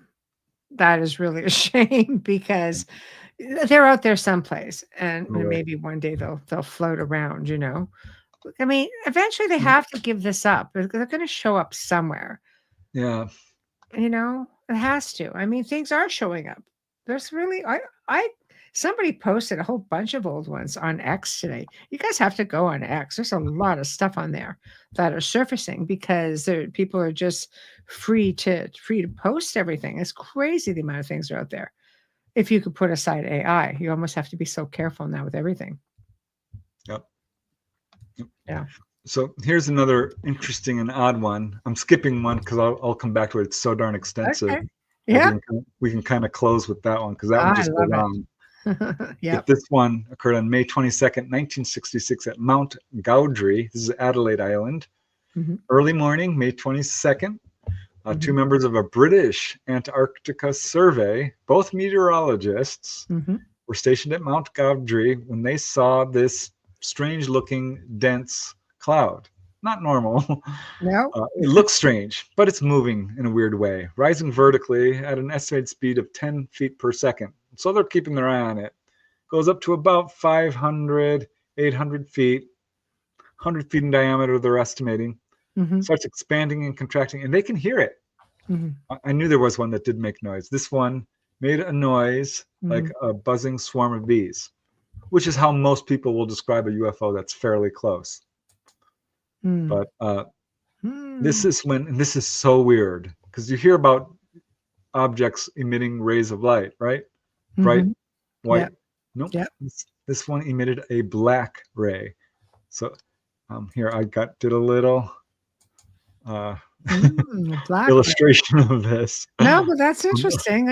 I've not really heard of that. Usually you do see light. Yeah. So do we know what this represents? Like what? Why? No idea. But it came down at 45-degree angle, hit the ground. There was a secondary ray that they saw. But when this beam hits the ground, it made a little snow devil, like not a dust devil, but a snow devil. A snow devil, yeah. So they reported this to their superiors, also to the U.S. Air Force. No response. Inquiries failed to bring any answers, but clearly not a cloud. Well, just when you thought you heard everything. Yeah, really, really strange. Yeah, that is. I want to find this photograph because I told you there was one photograph. You're gonna find it. While you're looking for it, do you want me to put up a question or a? Yeah, sure. Okay. I know I've got this photo, and I'm gonna find it because. Question for you, Preston's best guess. What is Preston's best guess for the ultimate reason for alien abductions? Pair of hands. Oh, yeah. I call them onboard experiences because I'm not so sure that people are being fully taken against their will, though many people perceive it that way. But I think there's multiple reasons for this. I think probably the main reason is healing. People are taken on board and checked out, often healed. But basically, ETs are very concerned about our genetics and how we're being destroyed by various factors going on here. Actually, I can't find this photo. So mad. Okay. But it's all about guiding people. People are often asked, how are you doing with your life? What is it you want to do? You're going to meet this person, that person. You'll probably move, or you should move. Or, you're eating too much fatty foods. Why are you smoking? This is not what we planned for you. This sort of thing. Teaching, definitely. They will take you down to the engine room, teach you all about how they power the craft. Usually it's along electromagnetic lines, something like that. Right. So various reasons, essentially. Yeah. Warning is a big, big, big reason. You take people on board to basically warn them. There's I found it. Okay. Okay, got it. All right. Yeah, they take people on board. This is probably one of the main reasons, to warn them about the dangers of nuclear proliferation, war and aggression, greed and corruption, and the destruction of the environment and our uncertain future. Another would be to help people along with their spiritual progress, I guess, psychic development. A simple sighting can change a person's life. They will absolutely, start thinking about things that they'd never thought of. Yes. So they encourage people to think outside of the box, and consider new ideas. Waking up people's psychic abilities is a huge, huge part of this. There's multiple reasons. Yeah, it's a big one for sure. They're not here to take over. People have asked that specifically. Are you going to take over? No. No, exactly. You guys are too violent. Their planet's way too polluted. We've got all the planets. Yeah. So Preston, you are a contactee for sure. I only recently would I say, okay, fine. Because, one day it did become aware to me, like, gosh, I wonder if they know about me. And there was some indications that they did, because I was interviewing one guy. He called me back. He's like, a UFO showed up while we were on the phone. A kid came running in. I'm like, oh my God. And one lady, I said, will you go on TV? She's like, sure. She calls me back. No, I'm not going on TV. I just had an encounter. Like, it's not time yet. I'm like, gosh, then they must know about me. One guy said to me, he says, the ETs know about you and they really like your investigative style. I'm like, oh, thanks. What do they like about it? Good. Like, your objectivity. Yes.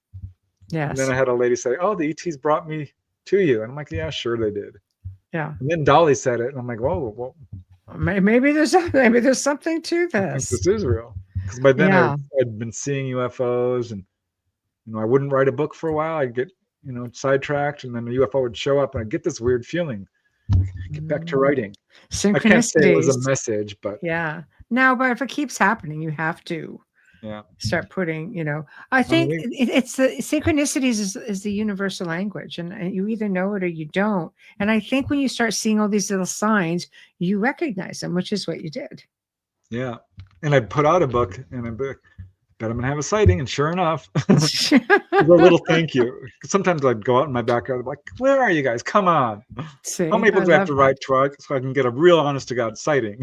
Yes. I love that. But it goes to show you, it's telepathic, That's how my experience just started happening again. I just put it out there. Yeah, one time I was like done. I'm like, I need to know who the Greys are. This is ridiculous. I'm hearing every kind of ridiculous story out there. Time travelers from the future. I searched cases to prove that. I couldn't. There was a few. Yeah. I'm like, okay, well, who are these guys? Who are they? Who are they? Who are they? Yeah. And I got a download, my first only real download. Yeah. That was major. And they showed me. I was lying awake in bed. Yeah. And boom, there was a human male. And then it flashed to the next image. And it was a human male, but he had lost his hair. And then it just went radiation damage or something. I'm not exactly sure what caused this. But that was kind of my impression, that they're human. They're absolutely human. They are just like us. Same genetics. That was the message they gave me. But look a little different. I love that. I love that. And the fact that you're awake and aware. I got to go on board. Come on. And here you are. Writing book after book after book. I think you took the message very seriously. I think that was I did have a missing time encounter, and that's when I'm gonna write back. I think that's probably what that was all about. I started having dreams of going on board. And Mhm. it's so cool. Every single experience has been so cool. Boy, that last one, I was ready Mhm. to stay with him. It was so much fun. Uh-oh. I would have. I mean, Wow. You're I'm not the not first kidding. person that I have heard say that.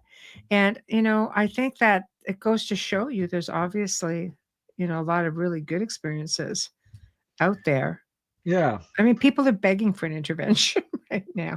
Hey, I was lying on the table and there were, grays and hybrids around me, and I didn't have a panic reaction for whatever reason. Mhm. I'm not blaming anyone who does, Yeah. because Well, if fear this does was, crazy things, right? yeah, I had the advantage. I think maybe this was why it happened so late. This was 2022. Mhm. I had the advantage of having a pretty good idea what Mm. takes place and Yes. what to expect. Yes. And I'm like, let me off this table. I want to explore. We're like, Yeah, no, no, no, yeah. no, no. We need to make sure you're all right. I'm like, I'm fine. I'm fine. I'm fine. I'm fine. No, no, no, no. We really need to make Yeah. sure. I'm like, listen, this is Yeah. not my first rodeo. I remember doing this. So, Yes. but at any rate, let me get to this next case, Mm. Okay. which is very brief. Okay. December 4, 1967, a huge earthquake on Mm. Deception Island. This is actually an atoll. It's volcanically active. Uh, Mhm. there are active volcanoes in Antarctica. It's the Crazy. biggest mountain range. I forget what about the Trans-Caucasus Antarctic mountain range holds some weird records. Mhm. I forget, but a huge Yes. volcanic eruption, and they had to make an emergency evacuation of the Chilean base, the Argentine base, and Mhm. the British base. This is where they've got a lot of bases. Makes me wonder about that too. Mhm. But it basically destroyed those bases. Mhm. But and I found this. I couldn't believe it. I found this on the Wayback Machine. This photograph, Ooh. Yep. and yeah, it's not great, Mhm. but it But appears to it's show. original, which is Yeah, wonderful. and if you know anything about UFOs and volcanic eruptions, there's a connection, or volcanoes in general. Mhm. Lots of cases of UFOs showing up over I'm not going to say the name. I'll just call it Mount Mhm. Popocatépetl, something like that, Yes. near Mexico City. Yes. Yes. Uh, I mean, Craziness. they've caught that on film over and over and over. Mhm. Some is clearly, I don't know, but this looks like a metallic disc to me. Yes, and it's an old photo. You could just still see Yeah. it, in the how grainy it is. And you know what's interesting about it is if you look at it slightly off-centered, not quite symmetrical. Mhm. This is an effect that Paul Hill, a scientist, noticed in a bunch of photographs. There's a Mhm. weird electromagnetic effect that sort of pulls these things into an asymmetrical perspective when you're photographing them. Mhm. To me, that was like another pot.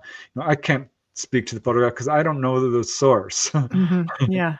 But I Yeah. found, because all of these incidents have been photographed, pretty much all of them, Mhm. and it's so frustrating. Well, one slipped through.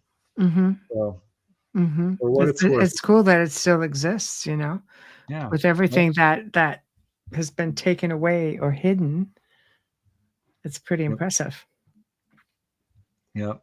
And So, there's a lot of other cases. I found one case, but it was published in a tabloid, so I uh-oh. can't take it seriously. You But can't, right? it bothers me because I suspect it's true.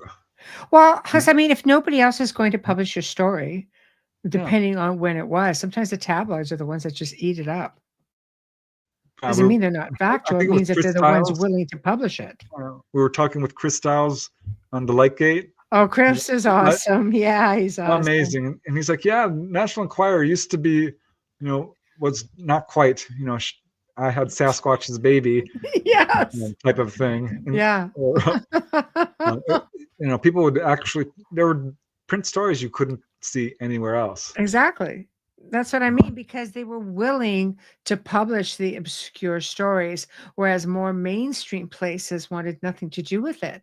And they Yeah. would put an outlandish caption on it to sell the paper, but it didn't mean that some of these stories didn't actually happen. It just means that these were the guys willing to put it out there. And by putting an outlandish heading on it or title, It just sort of kept them on the fence of the whole Right. ridicule thing, sold the paper, and got the story out. But yeah, I did find one alleged UFO crash in Antarctica that came from a tabloid story, but has a little bit of a ring of truth about it because I started fact checking what I could. Oh, I'm like, good. well, this is checking out. This Yeah. is really interesting. Mm-hmm. Because they said that in the summer of 1982, they were part of an Antarctic expedition searching for meteorites. Yeah. What turns out is that people do this. The Antarctic is a treasure trove of meteorite findings. Mm-hmm. Thousands have been recovered there.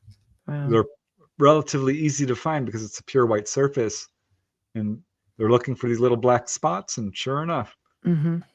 So they reportedly found this craft all torn up and had been there for a while, and it caused a whole political thing where various countries trying to get a hold of it. And one scientist came out, and they were basically your typical grays, had teeth, bluish tint to the skin, but they couldn't tell whether this was the ice and the frozenness. I don't know, for what it's worth. I thought it was interesting. No, I think it's great. Like I say, it's one of the only places where, who these tabloids were posting all kinds of stuff. But I think that was the idea, the sign of the times also. You ridicule this sort of thing. You don't come out and talk about it. So if you put it in a way where it's kind of being ridiculed, you're getting it out there, and the news is still getting out there. Yep. So I think it's awesome. Okay, one second. Do you have another story? You could just grab it. Otherwise, of course I do. I love it. Go for it. If there's more questions, we can take them. Silly me. Well, there's all kinds of questions and comments. Mark says UFOs are being associated with coming from under the ocean. Maybe they're based under Antarctica and travel under the ocean from there? ? Yeah, there are lots of reports of so-called ET bases here and there. And Dolly's like, no, stop it. I'm like, really? When Dolly says something, I listen because she's proved her case to me. Mostly, I went on board the darn craft. And she's got photographic evidence. She's got a direct pipeline. She's like, listen, they don't need bases. And I'm like, well, that kind of makes sense. So I think what people are seeing, they're going underwater, and sometimes large craft, and you might perceive this as a base. Well, they're based there. For they go under there sometimes in large numbers. I know that. I've never been able to prove the evidence of an actual undersea ET base. Human base, I think probably Jean Marie Robinson, a contactee from the Midwest, Arkansas, Ozarks somewhere. Yeah. Had she was of course being followed like lots of contactees, and had a guy come up to her and say, we can take you to one of our own undersea bases. And she's like, you have them? He's like, oh yeah, we've got undersea bases, which wouldn't surprise me one bit. Right. So I looked into, in 1950s, we were researching flying submarines, and then you won't find anything after that. No, that went confidential.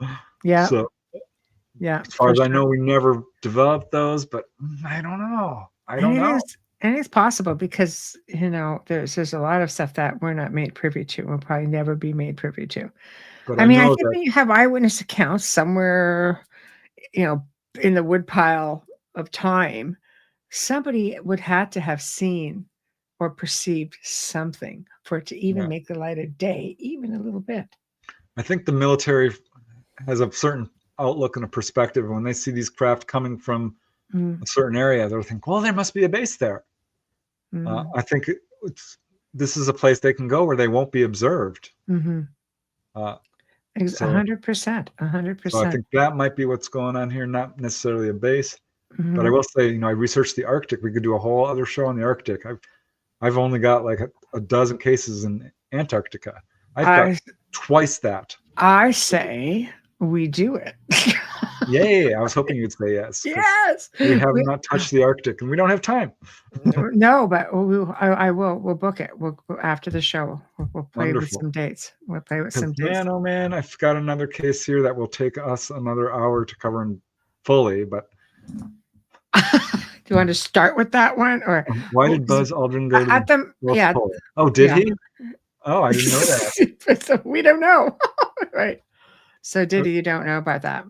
I did. There was a guy who, gosh, recently went to the South Pole. Mm-hmm. A recent political guy, I forget who it was, one of these Mm-hmm. guys running for president or senator or something. Someone was like, "Did you know that?" I'm like, "Oh, I looked it up. He was right." I'm like, "Oh my god!" Yeah. Darn So it. there's something going on there, Yeah. and We boy, know those, there's something going on. Just, okay, here's a lengthy one. I know this story. Do you have any information on the case that happened at Lake Baikal? If it's not how it's pronounced, it's in Russia, where the Soviet scientists said about ETs coming from underneath the lake floor. yeah, to a certain extent. Paul Stonehill. I don't know if you've ever had the chance to have him on your show.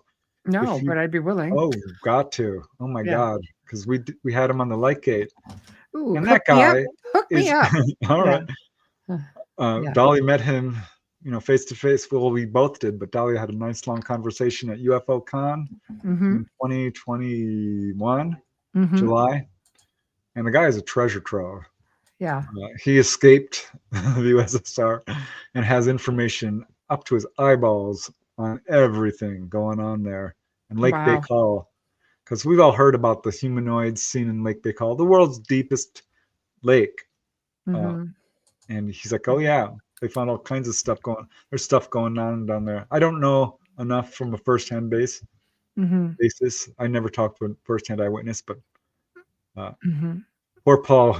We had 2 hours for him. He went through like so much. I'm like, let's just stop and let's just talk on one of these things because he had so much information. He wanted to share as much as he could. Yeah. Oh my god, our Yeah. lights are flickering. We're on a power outage, so if I Power company just called. It's back on. oh, we got our power back. Oh yay! Ooh. Tree Excellent. fell and zap. So it's not what you need right now. Okay, here's another one for you. Any cases of salamander-like humanoids? Wow. No. Ooh, I but can't say I I've think you ever. piqued his interest, though. I will say I did talk to a contactee who saw a giant black salamander-like creature on his wall. Following contact, he started seeing he started developing a psychic sight and saw stuff that creeped him out. Yeah. I've heard many different reports of humanoids. I can't say I've heard salamander-like, Mm-hmm. but it sounds reptilian. I think it might be perceived that way. Mm-hmm. So I'm going It to does, be doesn't it? cautious possible. Yeah. Oh, Sunny, thank you. She's been very supportive of spreading the word about every time I put out a video. She's up there like, here. Ah, Thank you. that's awesome. That's awesome. Yeah, very cool. Getting back to Antarctica, what about how about a balloon flight with an HD camera over Antarctica? Yeah, I don't know that anyone's really pushed the envelope from a citizen perspective to see what they can find. Yeah. I know that there were some people who were putting up balloons straight up to prove that they prove that the Earth is round because you can, But as a private citizen, if you try to do, I don't think you can go to the moon as a private citizen. No. Build your own spacecraft. No, for sure. For sure. But hey, I say it's worth a try. Yeah, I don't know. That's something I couldn't really tell you about. Have you heard about all the cows that are disappearing? No. I mean, I think I heard about something 2 years ago in Texas where some cows disappeared. I will say, the ETs are aware that we're facing an existential crisis and are scooping up all kinds of animals. Humans won't go extinct. Neither will koala bears or kangaroos or giraffes It's almost like a or Noah's Ark of rhinos. sort, isn't it? Like they're coming in and just like a Noah's Ark sort of thing, just grabbing up. Makes me wonder about Noah's Ark and was that told? Yeah. I don't know. It's a bit apocryphal. Anything going way that far back. I know. It's very, very hard to verify. It could be. When we were talking about nuclear testing, this Wayne questioned this and said, do you think they stopped of their own accord or was ET intervention of sorts that brought about the end to extensive nuclear testing? I couldn't speak with any authority, but from what I understand is ETs have definitely gone to world leaders like Eisenhower and Mhm. others, said, you are crazy. You are Mhm. absolutely mad to keep doing this. So I Mhm. think at some point, perhaps they listened. But as far as I know, Mhm. ETs don't like prevent people Mhm. from, destroying themselves. It's you have Mhm. free will to do this. We can tell you you're heading off a cliff, but if you're going Mhm. to walk off the cliff, that's on you. You were Mhm. warned. Yeah. Uh, I think there's some evidence that they will intervene to a certain degree. Mhm. I mean, we see that with that C-130. They saved those people's lives, They in my did. mind, Yeah. both times. No, they So did. yeah, The so maybe theory possibly. that the animals on Noah's Ark were looking for DNA, not actual animals, is very possible. Absolutely. It would be, yeah, little metaphors and Yeah, stories. You what's never so know. amazing is when people are taken on board a UFO and they see a forest. Can you Yeah. imagine walking into an arboretum on board a UFO? I could imagine that. Actually, I think it would be outstanding. Velux says, Preston, are ETs going to help humanity? Yes, and that has been their overarching uh, Mhm. agenda. Mhm. Their mission, their goal has been to help humanity. Because I think they're like parents looking down at this poor child who's like playing with matches, running towards the cliff's edge, Mhm. playing in the Yes. the rushing river and about to be swept off their feet, this kind of thing. And that's why the modern age of UFOs started in 1948, because Mhm. that's when we reached a point like we're killing ourselves. We're flat Yes. out killing ourselves. And they Yes. came down and I don't care if you're talking about grays or Mhm. mantids or human looking or tall whites or little blue beings, or Mhm. they all had the same darn message, all of them. Mhm. Well, what are you doing? Mhm. Stop it. We're being chastised. So The so kids yeah, aren't playing nice in the sandbox. Time to go down there and they heal all straighten them kinds. I out. found Yeah. 300 cases of healing. Spontaneous remission is a very well documented Mhm. phenomena in the medical community. They don't Mhm. understand a lot of the time. I think sometimes it's ET, because Mhm. they don't, need your insurance card. They don't need credit. They Mhm. don't need to toot their own horn like, look what I did. Mhm. They will just come night and heal you, and you might not even know you're sick. They've Mhm. told people that. Like one guy I interviewed, they're like, we need to do an operation. And he's like, why? They said, you have a tumor in your brain. He's like, I'm fine. They said, you won't be. So Mm. they So right fixed him. there. Yeah, right there. It shows that they do, which brings on to the second part of the questions. Will our government stop the ETs from helping humanity? I think they're going to do their level best. They can't stop somebody that's absolutely superior in morals and technology. So, but what Mhm. they can do is attack us. And I don't Mhm. want to be all doom and gloom, but I But think that's the you would thing. be a fool not to take a look at this and Mhm. protect yourself, because it's very clear to me the government, I'll say the Mhm. secret government, the highest Mhm. levels of military, the cabal, Illuminati, call them what you want, power Mhm. elite, one percenters, Mhm. intelligence agencies. You Yes. can pin it down if you want, but are Yes. pushing an ET threat narrative and masquerading as ETs and conducting labs and Mhm. painting ETs as horrific monsters Mhm. and UFO witnesses as idiots. So you Mhm. can't play both sides of the fence like this. This is not okay. Mhm. So no, I don't think the ETs are going to stop them from doing it. They haven't, but they're certainly trying to get the word out about it Mhm. and doing their absolute best to warn them and tell them. You can't. My dad always used to say, you can't tell anybody anything, That's true. and you can't, legislate stupidity out of a person. Mhm. You can pass a law and say, don't do this, but they're still going to do it. Yes. You know, No, it's true. murder is illegal, but people are still doing it, and it's Mhm. so stupid. Mhm. No. And no, ETs have not. They respect us enough. This is I get pushback on this because some people have really, unhappy with their experiences, and I Yeah. absolutely, I've Mhm. talked to a lot of people, and I Mhm. will tell their story as they tell it to me. You read my books, you'll see some people who are like, this was very difficult for me. Yes, Mhm. Mm-hmm. And I put that in the book that way because this was their experience. It's not my job to try to say this didn't happen. I'm not going to gaslight somebody.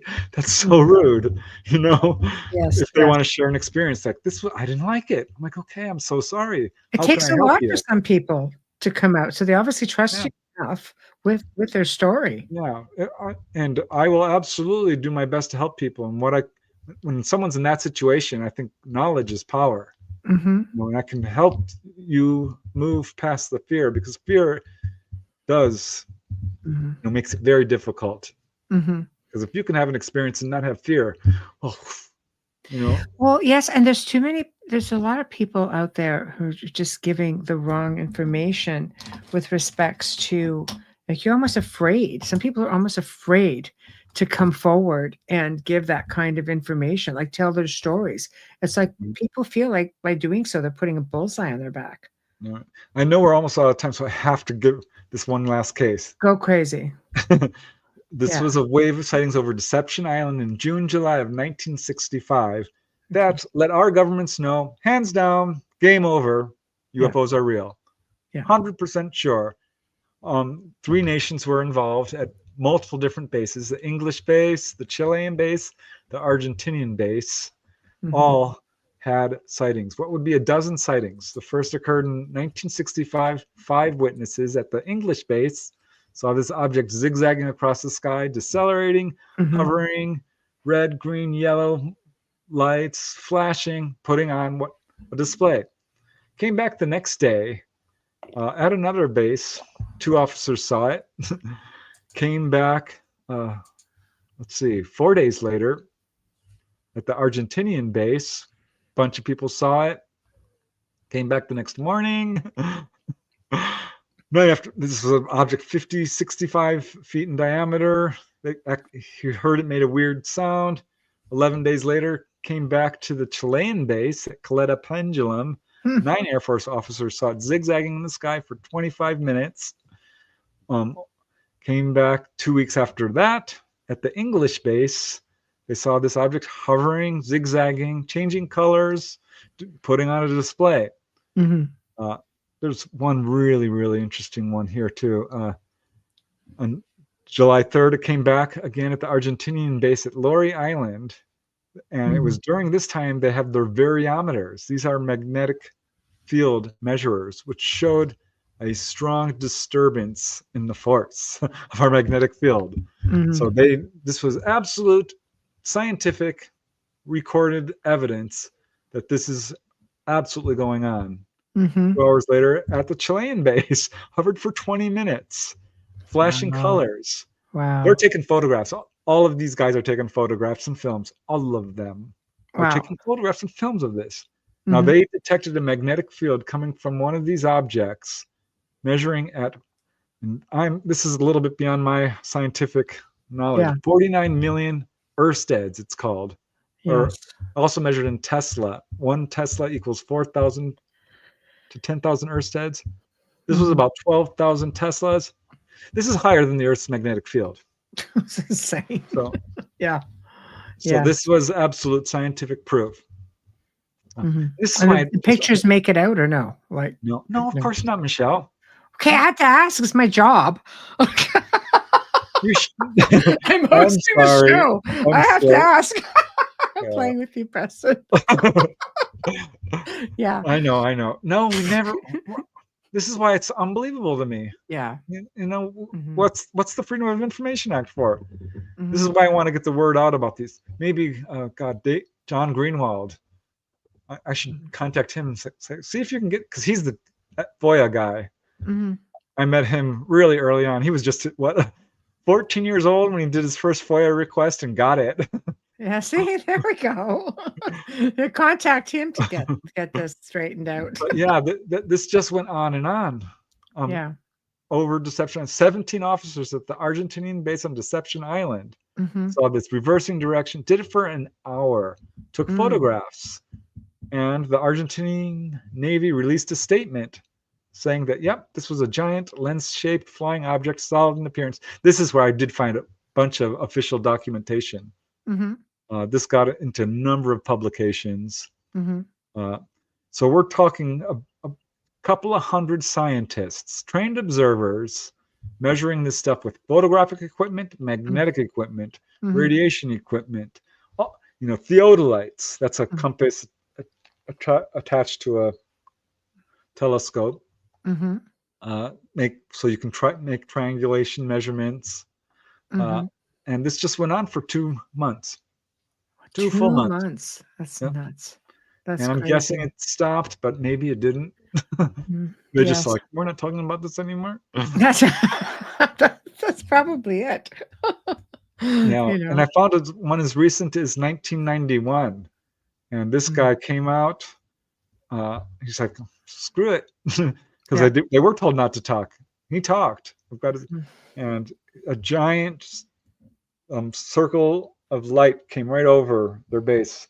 And at first it was invisible because they kept measuring it on their instruments, and they're running outside and there's nothing there. Which is so interesting because there's a number of cases like that. There was a case in Colorado where they had it on radar and they're all running out there. There's nothing there. Like, it's coming in for a landing. We can see it. No, it's on radar. Can't see it. They can cloak themselves. Yeah. So they were basically showing, like, listen, this is what we can do. And finally they showed itself. And I think this one did make a buzzing noise, if I remember correctly. Well, we've seen, people report crazy things like that all the time. They cloak themselves, or they hide within clouds, or I've seen a cloud go by literally, and out of the back end of it, you can just see this silver glimmer, this circular saucer type, just like it's showing a tiny a little bit. And I'm just kind of like, I think that's a thing, and it's just purging light. You could just see, like, you could time it. It was crazy, But and Wayne one time, shows up, it's probably from work. It's like, I don't know, 3:00 in the morning, and he looks up, and you could just sort of feel like this little vibration. You look up, and you could sort of see through it, but you see there's this like iridescent form around it. Wow. Like, it's crazy. Like, they're out there. They definitely, it is amazing. Imagine, back in the day when they're flying around in large numbers, guy could have been full of them. And they're like, no, we're cloaked now. Sorry. It's true. Sorry. Yeah. So I don't know. It is fascinating. And I love that you research things in such detail, because it makes such a big difference. And I love that you're so gentle with people who come to you with their stories, because a lot of them need to be handled with a very gentle approach, and that's what makes them gravitate to you. That's what makes them trust you, So I thank you for that. I hope so. You're my friend, and and I know what you like, but people who are coming to you for the first time are just like, they don't know that. Well, I've hung up the phone and just gone to my room and curled up and just wept a little bit. Aww. Because the emotion, that people are sharing sometimes, my heart goes, we're all empathetic. Yes. We really are. Yes. And sometimes it's like, wow, this was a big deal. It is a really big deal. I have to process, and I think that helps everyone, because if you can share what's going on with you, that helps a little bit.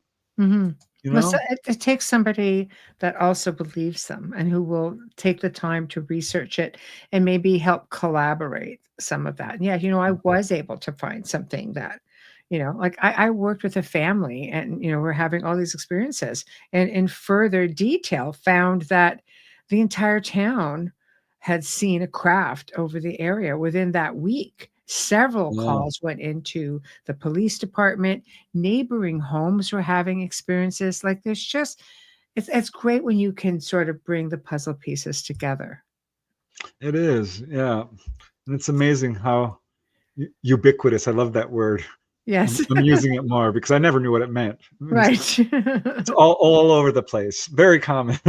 Yes. UFOs are ubiquitous. This is a very common thing. A lot of people are going through this. And it's sad to me that they have no recourse. And it makes me angry when I think, that this wasn't intentional on the part of, people who are supposed to be taking care of us. Yeah. I'm just looking forward to one day having a government that actually, I shouldn't be too harsh on them because they have helped. Yes. But ETs don't have a government because they don't need one. Hmm. You know, I remember this is just a complete tangent, but one day we were driving and I'm like, they're like, hold on, speed bump. I'm like, what's a speed bump? I was a little kid. I'm like, oh, they put these bumps in the road. I'm like, why? Why? Did you not? Aren't roads supposed to be smooth? You're like, well, yeah, but they do this for people to slow down. I'm like, but there's a sign. You Yeah. slow down. I'm like, no, but people don't slow down. I mean, I couldn't get it through my head. Yeah. They had made a smooth road and then purposely made it bumpy. That's Yes. how I look at government. Yes. It's like They're a we big bump in the really road. shouldn't need speed Yeah. bumps. We really Yes. shouldn't. No, it's true. We shouldn't. And it shouldn't be on a need to know basis. And they all select few all think the rest of us don't need to know. Yeah. Oh, we don't. Well, you Yes, we can't do need to handle know. the truth. Well, you're handling the truth, You're handling the truth that is happening to most of us. right? You know what? Screw you. We have camera phones. Well, you guys are so nice. You guys are making me blush. Thank you. I know, isn't it nice? I just love putting it up. I just think this is great. But we are at the top of the hour, past that. You know, there's nobody on after me, so I'm cheating a little bit. but I know, you know, I kind of manage the place too, so I have a little bit more flexibility. Nobody's going to yell at me. But honestly, guys, and Mark, hey, thank you. I know it's like you're in the UK. It's like 4 a.m. for you, and it's 11:11. Just saying. That's a Oh, nice wow. 11:11. I I know. love you. There we go. I love it. So, but you know what? This was a fantastic show. And thank you so much for coming on and sharing your stories and your insight as always. And once we finish up the show, we're going to book you again and we're going to talk about Antarctica, or actually the Arctic. We've done all of Antarctica, right? Yeah, well, pretty much. Well, because we can always include it at the end of the other one if we I run think out. there's one or two cases, but there's sightings. Yeah, that's okay because we could add. That one where the equipment lost weight, the tractor weighs half. I want every scientist to study that case and figure out what's going on there. Yeah. That's crazy. We'll That's put out the insane. call. If anybody can do it, you can do it. Yeah. Seriously, I would. I mean, Just come put it. on. If that's possible, let's electrify some stuff and make it lighter. How cool would that be? It'd be a Aw. great weight loss program. At the very least, right? Just saying. Yeah, see, it's 111 there. We had like 11:11 here. I love it. Everybody's just going to keep making you blush here. Yep, 411. There we Oh. go. So, do something kind for somebody. Yes, yes. See, we're just going to have a big kumbaya here. I'm just really digging this. This is all right. And thank you to all your people from your YouTube coming on too, and more the merrier. It's just always having so much fun. This is great, and thank you. Big hugs, much love. Yay. Yeah, love it. So next week, guys, okay, I'm beyond the outer realm. I'm bringing back another dear friend of mine, Mark Ollie. He's an archaeologist out in the UK, and we're going to get into some uncensored conspiracy stuff, and maybe not so much conspiracy. We're just going to have some fun with it. That's the show we do it on. So that's Tuesday afternoon, 2 p.m. Eastern time. Wednesday, we're bringing back another personal friend of mine. God, I'm just full of friends this couple of weeks. This is nice laid back shows. I love it. But a friend of mine who is a historical researcher in the Niagara Falls region. And we're going to be talking about historical Niagara. We're getting in on tourist season. Everybody, knows all the tourist places, but they don't realize how rich in history that Niagara Falls is on both sides of the border. And it's a little bit different for us, but I love history. So, yeah. And I can't tell you how many UFO sightings there are. I'm just Preston being part of MUFON, right? I did a whole study of Niagara Falls UFOs, so we're there. Okay, see, so we're gonna have to maybe do a show on that too. I get asked about that a lot, and I can't tell you how many sightings I personally had in the area. Oh, really? Wow. So, okay, I'm not surprised. Okay, we're gonna do 2 shows. So anyway, and on Thursday night we have our fearless leader, owner of the United Public Radio Network, Joe Montaldo, coming on, and he owns a contactee site called the International Community for Alien Research, and we're going to dig deep in tales from the vault. So there's over 60,000 people who have submitted to this to the site. telling their stories and having the directors look at it. It's like a MUFON for contactees, not so much just the events, and the sightings, but dealing with a multitude of contactees. So it's going to be a lot of fun, and hopefully we can just tune in and go from there. Because I could tell you, there's a lot of good people who are booked in the next coming couple of months. So anyway, with much love to you all, much gratitude. Thank you all for tuning in. Big thank you to my darling friend Preston for indulging us all again. Just so patient. I love it. And everybody have a terrific weekend, and we shall see you next week. Good night.